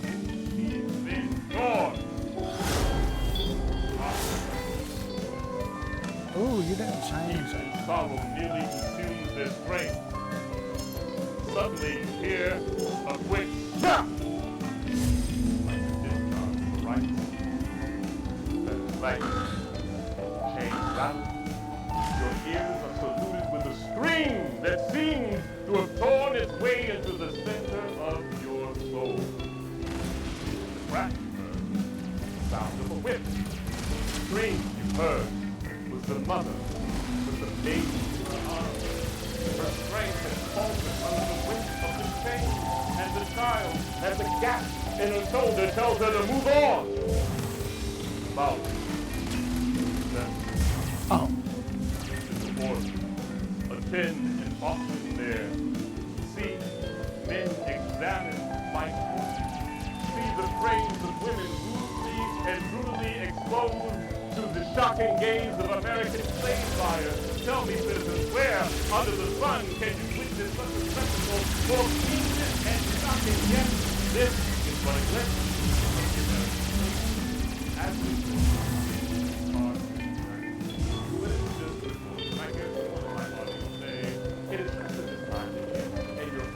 abolitionists fail to make a favorable impression upon the public mind. If you would argue more, denounce less. If you would persuade more and rebuke less, your cause might be much more likely to succeed.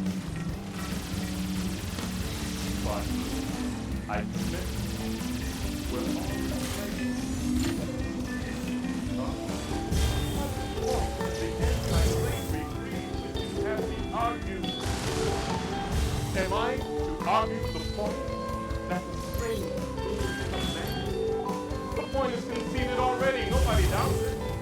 Slaveholders themselves acknowledge it in the enactment of the laws of their government. They acknowledge it when they punish the slave for disobedience. There are 72 crimes in the state of Virginia which, if committed by a black man, may subject him to the punishment of death, while only 2 of those same crimes, if committed by a white man, may subject him to life punishment.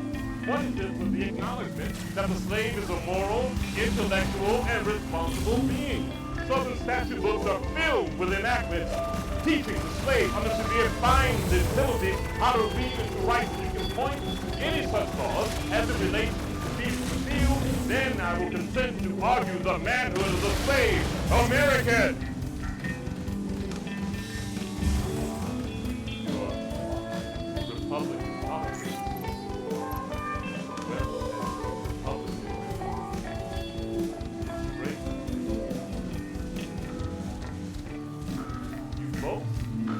Of your love for liberty, your high civilization, your pure Christianity, while all the while the whole political power of the nation conspires to hold in bondage 3 million of its countrymen.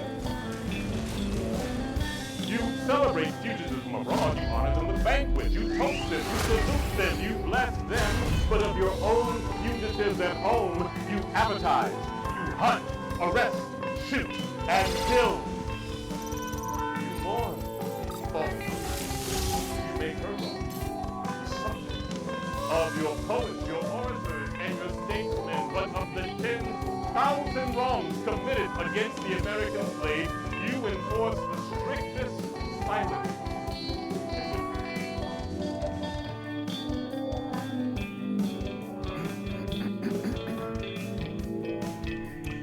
All right. That's the end. All right. So, yeah, went a little bit over time. But that's okay, because I had some breaks there. I was filling my coffee cup and getting some eats. and stuff. But thanks for tuning in. And remember what the 4th of July means. Remember what it means. For the slave. Because you is one. You are a slave. You think a lot of these white people think, I ain't a slave. You are a slave, man. You don't get up in the morning and do what it is you want to do. Do you? Right? You got to go to work. Got to pay that light bill. Well, I want to pay the light bill. Yeah. Anyway. Think about it. Frederick Douglass, 4th of July. What does it mean? Because that's where most of this country is going, is where he was. In fact, we're already there, so think about it.